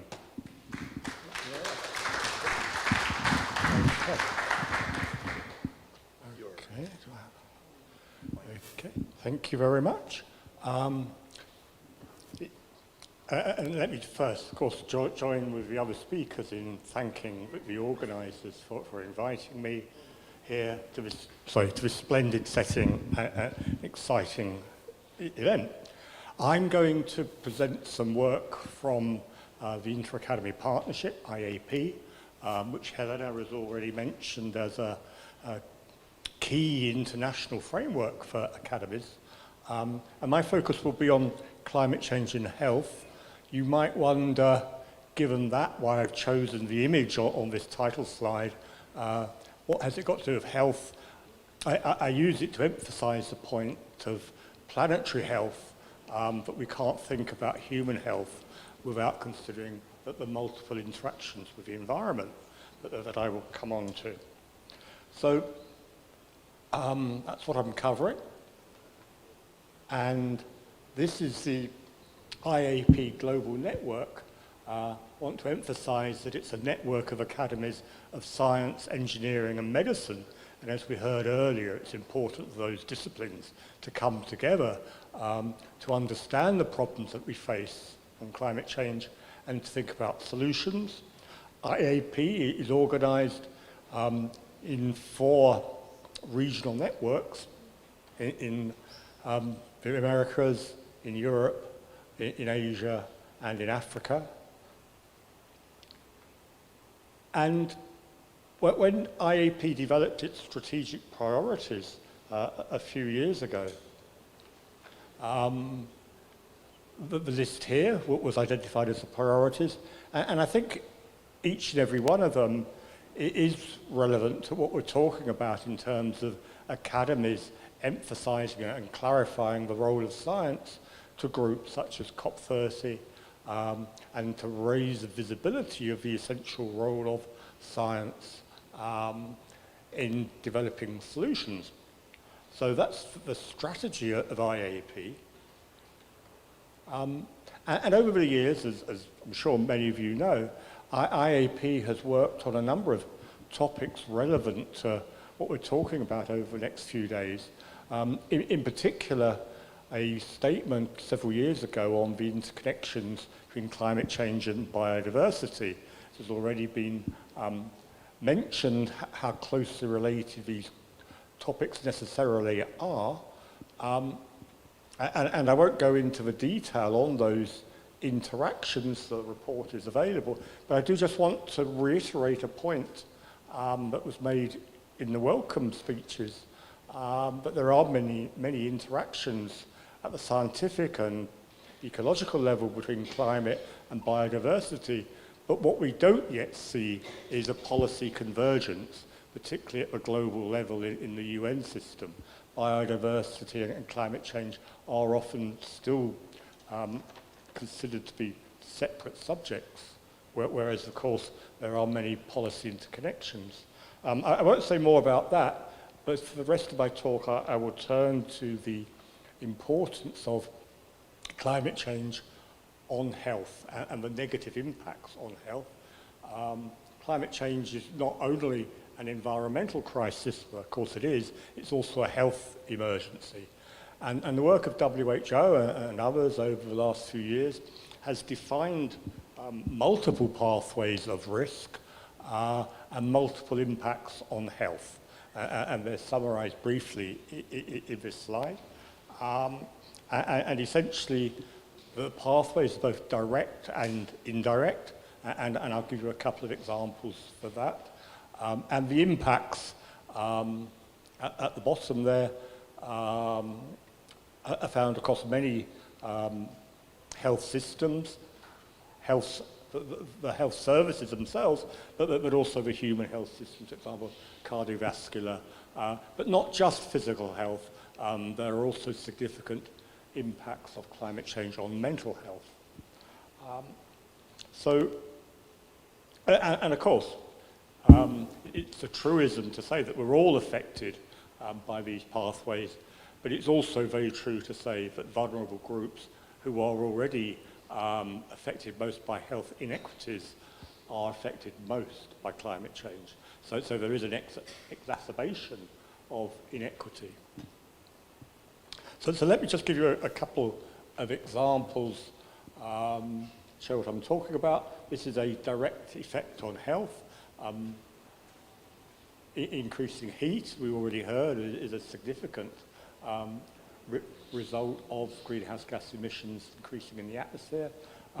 This very recent data is actually looking at heat stress rather than temperature, and essentially heat stress is being exacerbated by climate change around the world, including in South America.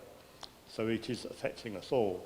An example of an indirect effect of climate change on health is mediated via effects on agriculture, whether that's increased temperature, changing precipitation, changing pathogens and diseases. But the data here show that the projected reductions in food crop productivity, for the most part, this relates to cereal crops, but there are also significant reductions currently occurring and projected for fruit and vegetables yield and nutritional content.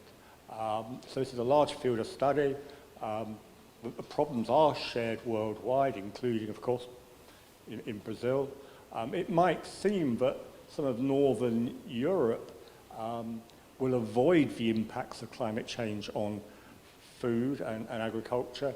And you think this is yet to be ascertained.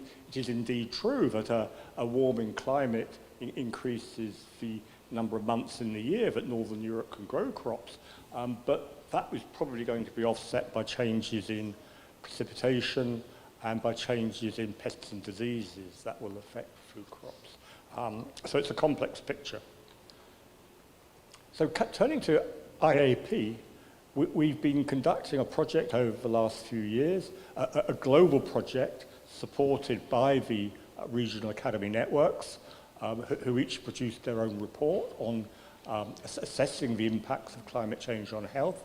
And then we put together those contributions to a global report, and have also produced small reports on regions that weren't included amongst those other regions, for example, the Arctic and some of the Mediterranean. And I might just mention that the Anais report, a very thorough document, and I commend it to you, was led by Jeremy McNeil, who many of you will know and miss his wise contributions to as science goes forward. So this is what IAP did. Obviously, I don't have time to go through the detail. The reports are all published on the IAP website, and indeed, a lot of this material is also published in peer-reviewed journals, which are listed on the IAP website. So for more detail, please look at the IAP material. Just to say that we had wide representation from each of the regions, including the Americas, and additional inputs, not just to the working group, but through peer review and through our regionally based meetings. So a fairly wide coverage of many of the members of IAP. And just very briefly, in terms of what did we find, well, the key messages, some of which you've essentially heard already, is that the problems are here and now. There are significant effects across physical and mental health. The impacts are indeed greatest on those populations least able to cope, including indigenous peoples. The Anais report did look at some of the published evidence for indigenous peoples in South America and Latin America. And in addition, as I mentioned, we did a report in the Arctic where we looked in some detail at the Inuit Canadian indigenous peoples. So there's quite a lot on indigenous peoples in those reports. For solutions, and emphasize here, including nature-based solutions that we heard about just now, are within reach, using the knowledge that's presently available to us, although of course there are many research gaps to fill. And indeed, if we make rapid decisive action, we can reduce long-term health risks. The impacts cross national boundaries, both in terms of the threats, for example, air pollution or migration, both of which we heard about earlier, but also the solutions can cross national boundaries in terms of sharing the evidence and scaling up mitigation and adaptation. There's a number of issues to consider in terms of trade-offs and costs of policy action. These reports were mostly written during COVID-19, so it was a very significant immediate question as to how climate change interacted with COVID-19, and the reports do discuss that. But of course, currently, climate change impacts are exacerbated by other global challenges, not least the uncertain geopolitical situation. What are the solutions? And again, these derive from the IAP reports and the many other compilations of evidence, for example, from IPCC. We need both adaptation and mitigation to reduce greenhouse gas emissions. And in terms of the health impacts, we must be aware that a number of the potential mitigation solutions do bring short-term health co-benefits. For example, as we heard, reduced fossil fuel combustion doesn't just reduce greenhouse gas emissions, it reduces air pollution and has significant benefits to health. Reducing the greenhouse gas emissions from agriculture will bring mitigation, but it will also bring benefits to human health if the high consumption of meat in those countries where high consumption of meat is found is reduced towards a more plant-based diet. That will have positive effects on non-communicable diseases. And so active transport will reduce fossil fuel combustion for transport and will increase physical activity and physical health. So we need both adaptation and mitigation.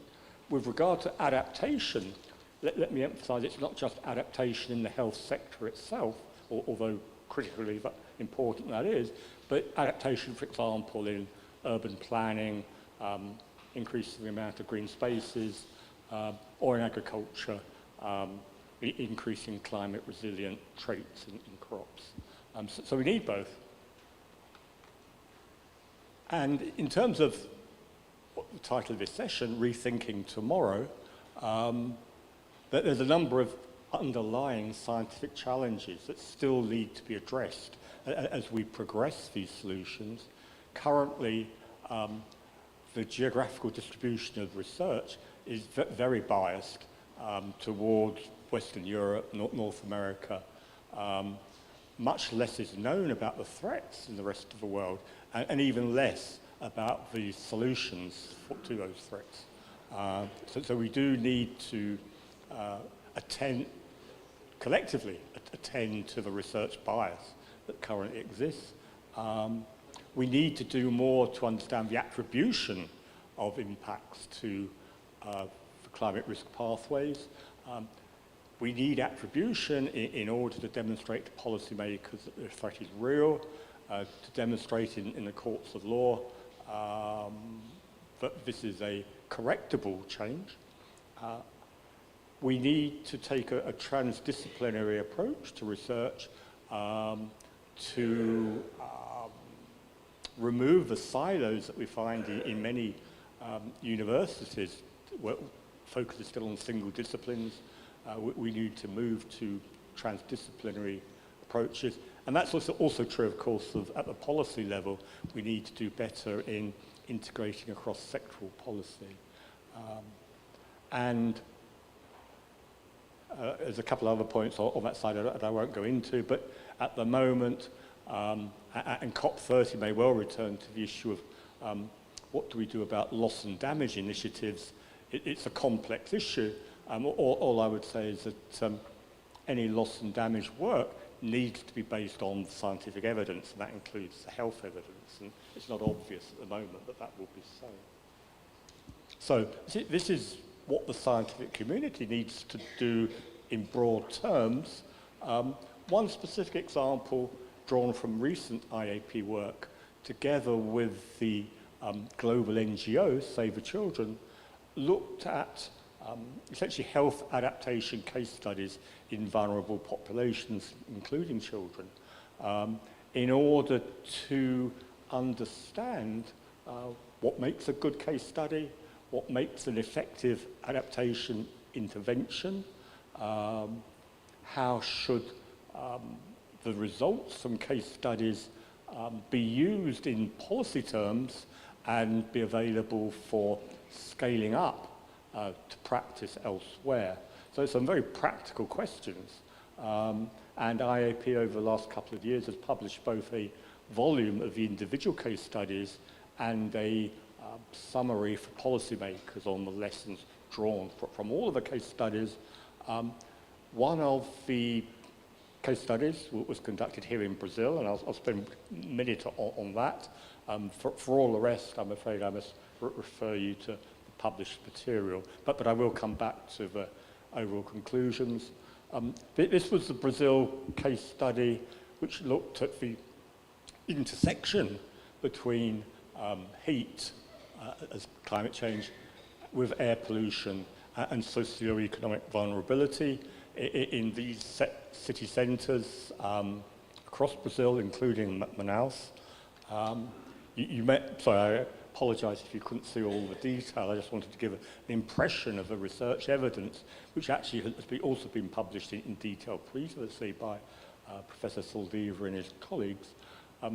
But very quickly, what did the case study find? And these lessons are generalizable beyond the specific Brazilian context.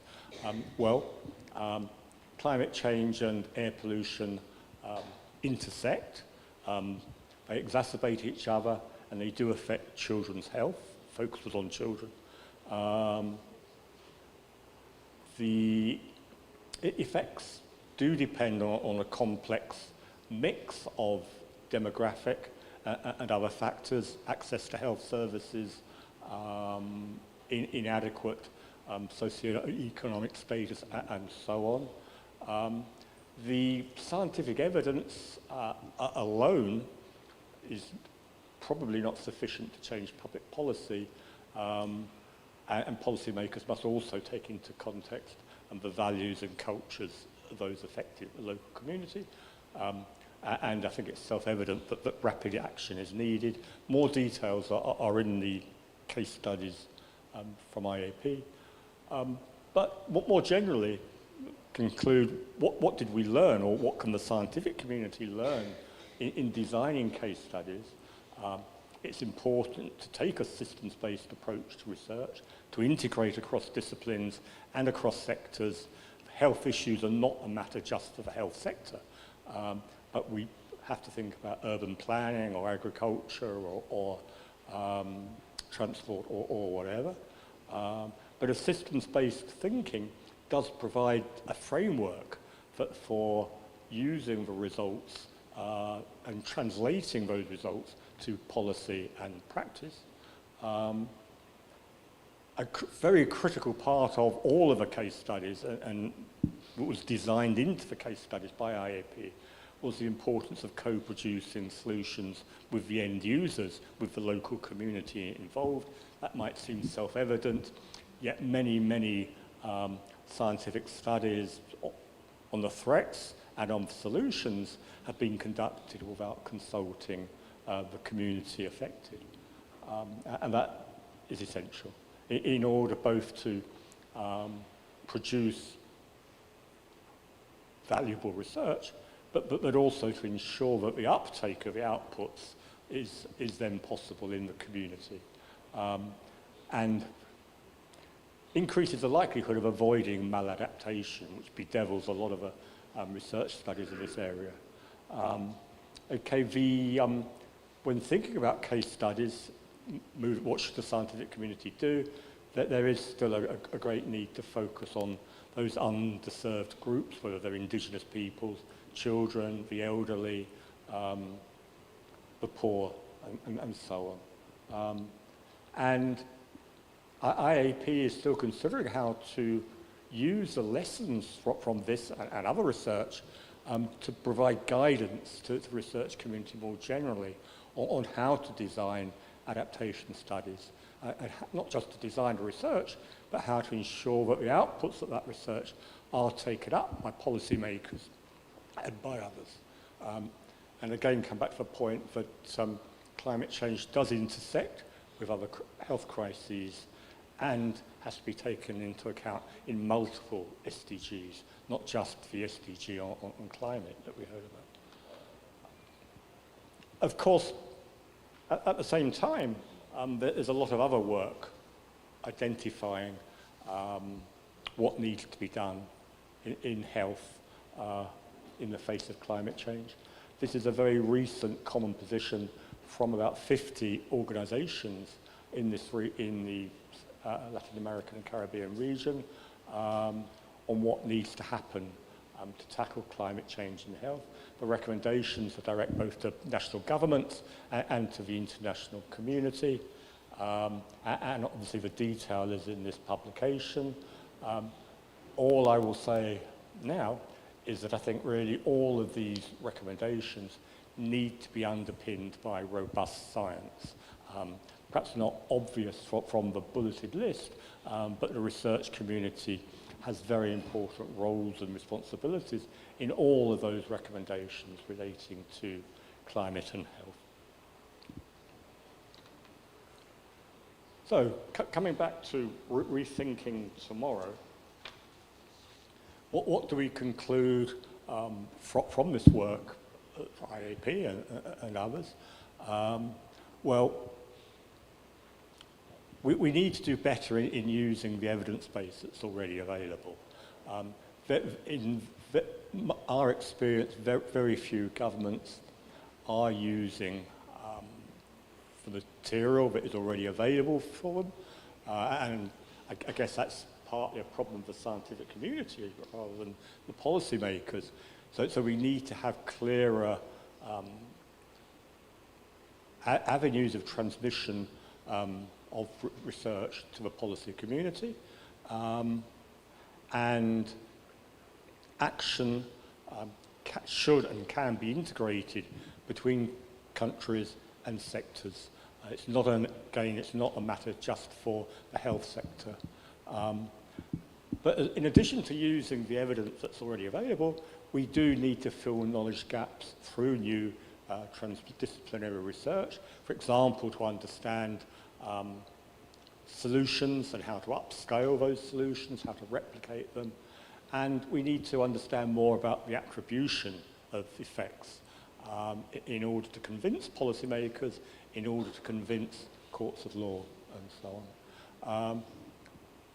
We do need to do more to focus on vulnerable groups. These are currently underserved in the research portfolio and, of course, in policy terms. We do need to do better in the continuing evaluation of solutions. Once we get to the happy state of implementing potential solutions, we do need to continue monitoring and feed back the evaluation into modification of solutions and their scale up. It is an iterative process. And two final points. Health professionals can be champions for climate change, not just champions in the health sector, but champions more widely for climate action. Health professionals are trusted by many in the community, whereas other sources of information may not be trusted. And health professionals do need to reach out from beyond their sectoral interests to cross sectors and explain and assess how solutions in other sectors, whether that's agriculture or urban planning or whatever, do have significant health impacts. And finally, I hope you'll be glad to hear, academies can have multiple significant roles at national, regional and global levels in terms of capacity building, leadership of the scientific community, with regard to research and with regard to innovation for health and for sustainability. So I think that's my last point. So just thank you. All of the things I've said are published in IAP reports or other papers. So please consult them if you would like to know more.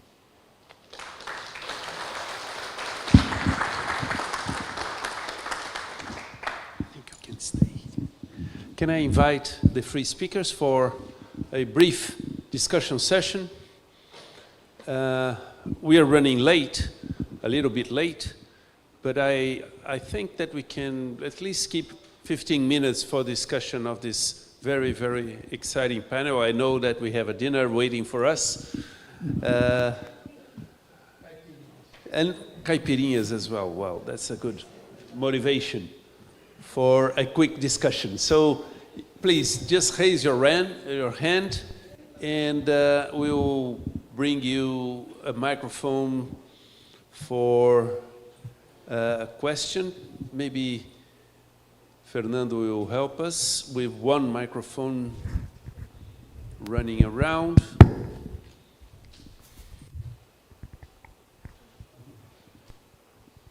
I couldn't see a hand. All right, yes. Sorry. You already have your microphone there? Yeah, thank you. Thank you very much for the floor. First, I'm Dr. Sall from National Academy of Science, Senegal, West Africa. Thanks to the three presentators for all information shared.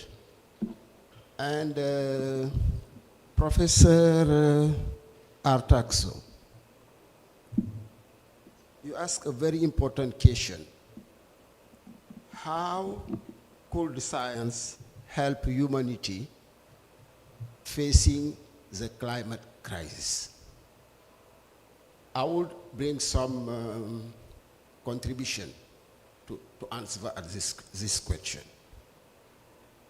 First of all, is the issue of artificial intelligence. Artificial intelligence can enhance climate modeling, predict extreme weather. You talk about this extreme weather, and optimize renewable energy system. Second point is drones, the drones. Drones equipped with sensors can monitor climate-related disasters and track change in ecosystems. Third point is Earth observation. Earth observation, satellite, remote sensing technology can provide critical data on climate indicators. Last point is advanced computing. Advanced computing, high performance computers enable scientists to simulate complex climate systems. Finally, by combining scientific research, technological innovation, and it is why we are here today for these 3 days, collaborative efforts, we can develop effective solution to combat the climate crisis. It is a very important issue. Thank you very much. Thank you. We have 3 more hands raised, so we'll take all the questions, and then we'll circulate on the table, right? So if you can take notes, I can borrow you a pen. If you need one, Paulo Artaxo, you have a pen. Okay. So, on the back there, please. Good evening, everyone. I am Professor Raymond Jagassar from the Caribbean Academy of Science, Foreign Secretary. So I'd like to thank the panel for the very excellent presentation. You've been talking about sources of climate change, carbon dioxide, nitrous oxide, and methane. But I feel that one of the major cause, another cause of global warming is wars, putting out a lot of particles in the atmosphere that is destroying the equilibrium of the atmosphere. So we need to control war, we need to stop wars, and I think together with controlling carbon dioxide, nitrous oxide, and still continuing our investigation of other sources for global warming, I think we can, and also if each country in the world strives to achieve net zero emission of carbon dioxide, I think we're going to solve this climate change. Thank you. Thank you, Professor. There's one question here, and then the last one here, and then we'll come to the table, right? Virgílio Viana, Fundação Amazônia Sustentável. Marianne, it's great to see you after so many years. I do share the similar view that indigenous-led sustainable development can play a very important role in developing a new pathway for the future of the Amazon. However, we have a very hostile political landscape at the regional level. As you well know, our friends were not elected in many states and in mayors, at the state assemblies. So the scenario is very much anti-indigenous peoples. So what are your thoughts on how to promote indigenous peoples-led sustainable development pathways in a context of a very hostile political environment in the region? Thank you. And last question here, on my left. Thank you very much for your presentations, and after listening to you, I can think of several adjectives: alarming, urgent, threatening. So, and you already mentioned that we have had 29 COPs before this one. So, and I realize that COP30 has to be different and has to involve serious commitments. So I would like to listen to the opinion of the speakers in what way COP30 could be different. Okay, so now we have time for answers from the table. Yeah, very briefly, you know, certainly the advancement of artificial intelligence is a very, very big societal issue that has impact on climate change, you know. But the problem with artificial intelligence is in the hands of very, very, very few people and very few companies. And that really makes the things very dangerous for the whole community, because it will increase the centralization of information that is characterized by the social networks we have today. And this is, in my opinion, extremely dangerous for the society as a whole. You mentioned the issue of adaptation and science. It's very important to know that, you know, adaptation to climate change is a very local issue and will have to be developed locally by science from local communities. It's impossible to make a strategy for adaptation for the whole Brazil with the gigantic difference we have from Rio Grande do Sul, Northeast, or Amazonia. So basically, the science for adaptation will need to be done locally by universities, by research institutes from each locality. And finally, you mentioned another important point, that is climate monitoring. We need much better tools to follow up the changes we are having in the ecosystems, in the ocean, and the social impacts of climate change. society is not ready yet for a full blow of climate monitoring. We have a network of weather, but climate is much more than just weather, just temperature and precipitation. So basically, that is a very big, important point that we are completely unprepared to deal with. So I will pass by. I will discuss the COP30 issue that you mentioned, that is about the 29 COPs. The problem is that we lack governance. Basically, a single country can block any decision from the 196 other countries. A system like that could never work, as it have not worked over the previous 29 COPs. So either we change the governance way we do, because the United Nations is completely powerless right now. We see the role of United States in the two big wars we're having, and the same with the COP30, you know. So we needed to build up a new, completely governance system in order for the COP30 decisions could be implemented properly. Professor Schmidt. Thank you, Virgilio, for your difficult and cruel question. These are, and I think that the moment right now is very different than it was even 10 years ago. The indigenous community is well organized. They're going to be very present at the COP. They have articulated very clear demands and needs.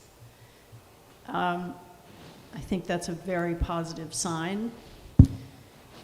The scientific community also is now taking these proposals and these examples seriously as part of the way forward. I showed in one of the slides, Embrapa now has a platform focused on indigenous knowledge. In the science panel for the Amazon, I've been really impressed with how much that panel has moved in the direction of endorsing and promoting the ideas of socio-bioeconomies and this integrated way of thinking about how to develop the Amazon. I think that we need to provide the political support for those people who are very organized, who are very visible, and we as scientists need to incorporate that into our own work and our own way of dealing with people in the region. I know that that's something that you yourself have been doing. Beyond that, the political questions are not something I can solve. Dr. Fierce. Okay, well, let me select. Yeah, you can select a couple of points. Perhaps the first one was the point about artificial intelligence. I mean, AI, I'm sure, will have a lot of potential across many aspects of understanding and responding to climate change. As a tool, it can be used for good or bad. And unfortunately, we've seen some of the early impacts of artificial intelligence on spreading mis and disinformation. It makes it easier to create false narratives in social media and so on. And obviously, I think that's a challenge to the scientific community and others to push back on that mis and disinformation. In the UK, we've just developed guidelines for researchers as to how to start that process. And I think there's more to be done at the regional, global level for the scientific community to get involved. Not just on climate change and health, but there are many aspects of mis and disinformation created by vested interests and with a commercial involvement. So that's just a caution on AI.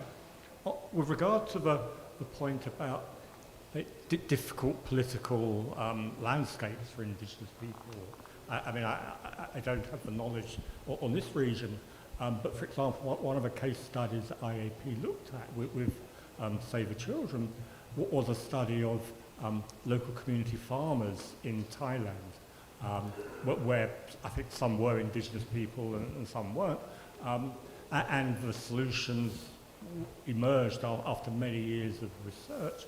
And my point is that we need to do better in sharing those lessons across the world, so that initiatives in a particular region can look to see what worked or didn't work elsewhere. And finally, COP30 has to be different, but how? Well, let me just give you a small analogy that I think it was COP28 in Dubai, for the first time there was a health day. And indeed, many ministers came along and said how important health was. It was rhetorical. I don't think it led to anything. And most importantly, it wasn't linked to a scientific evidence base. So there was no discussion of what you would have to do if you thought health was important. Did we have enough evidence on solutions, effects, and so on? And how would you attribute the impact to the risk? So my point is that this analogy, we need to do better in linking the scientific evidence to whatever we want to do at a COP. That's why I'm so encouraged by the work of the Brazilian Academy to try and do it exactly that. Because to be truthful, I think in many previous COPs, that the local National Academy has not been particularly conspicuous in its work at COP, and that does need to change to raise the visibility of science throughout. Okay, so I think we reached our time limit. Quarter minute, 15 minutes to 8. Sorry, my clock is still in São Paulo. So I would like a round of applause to thank our panel.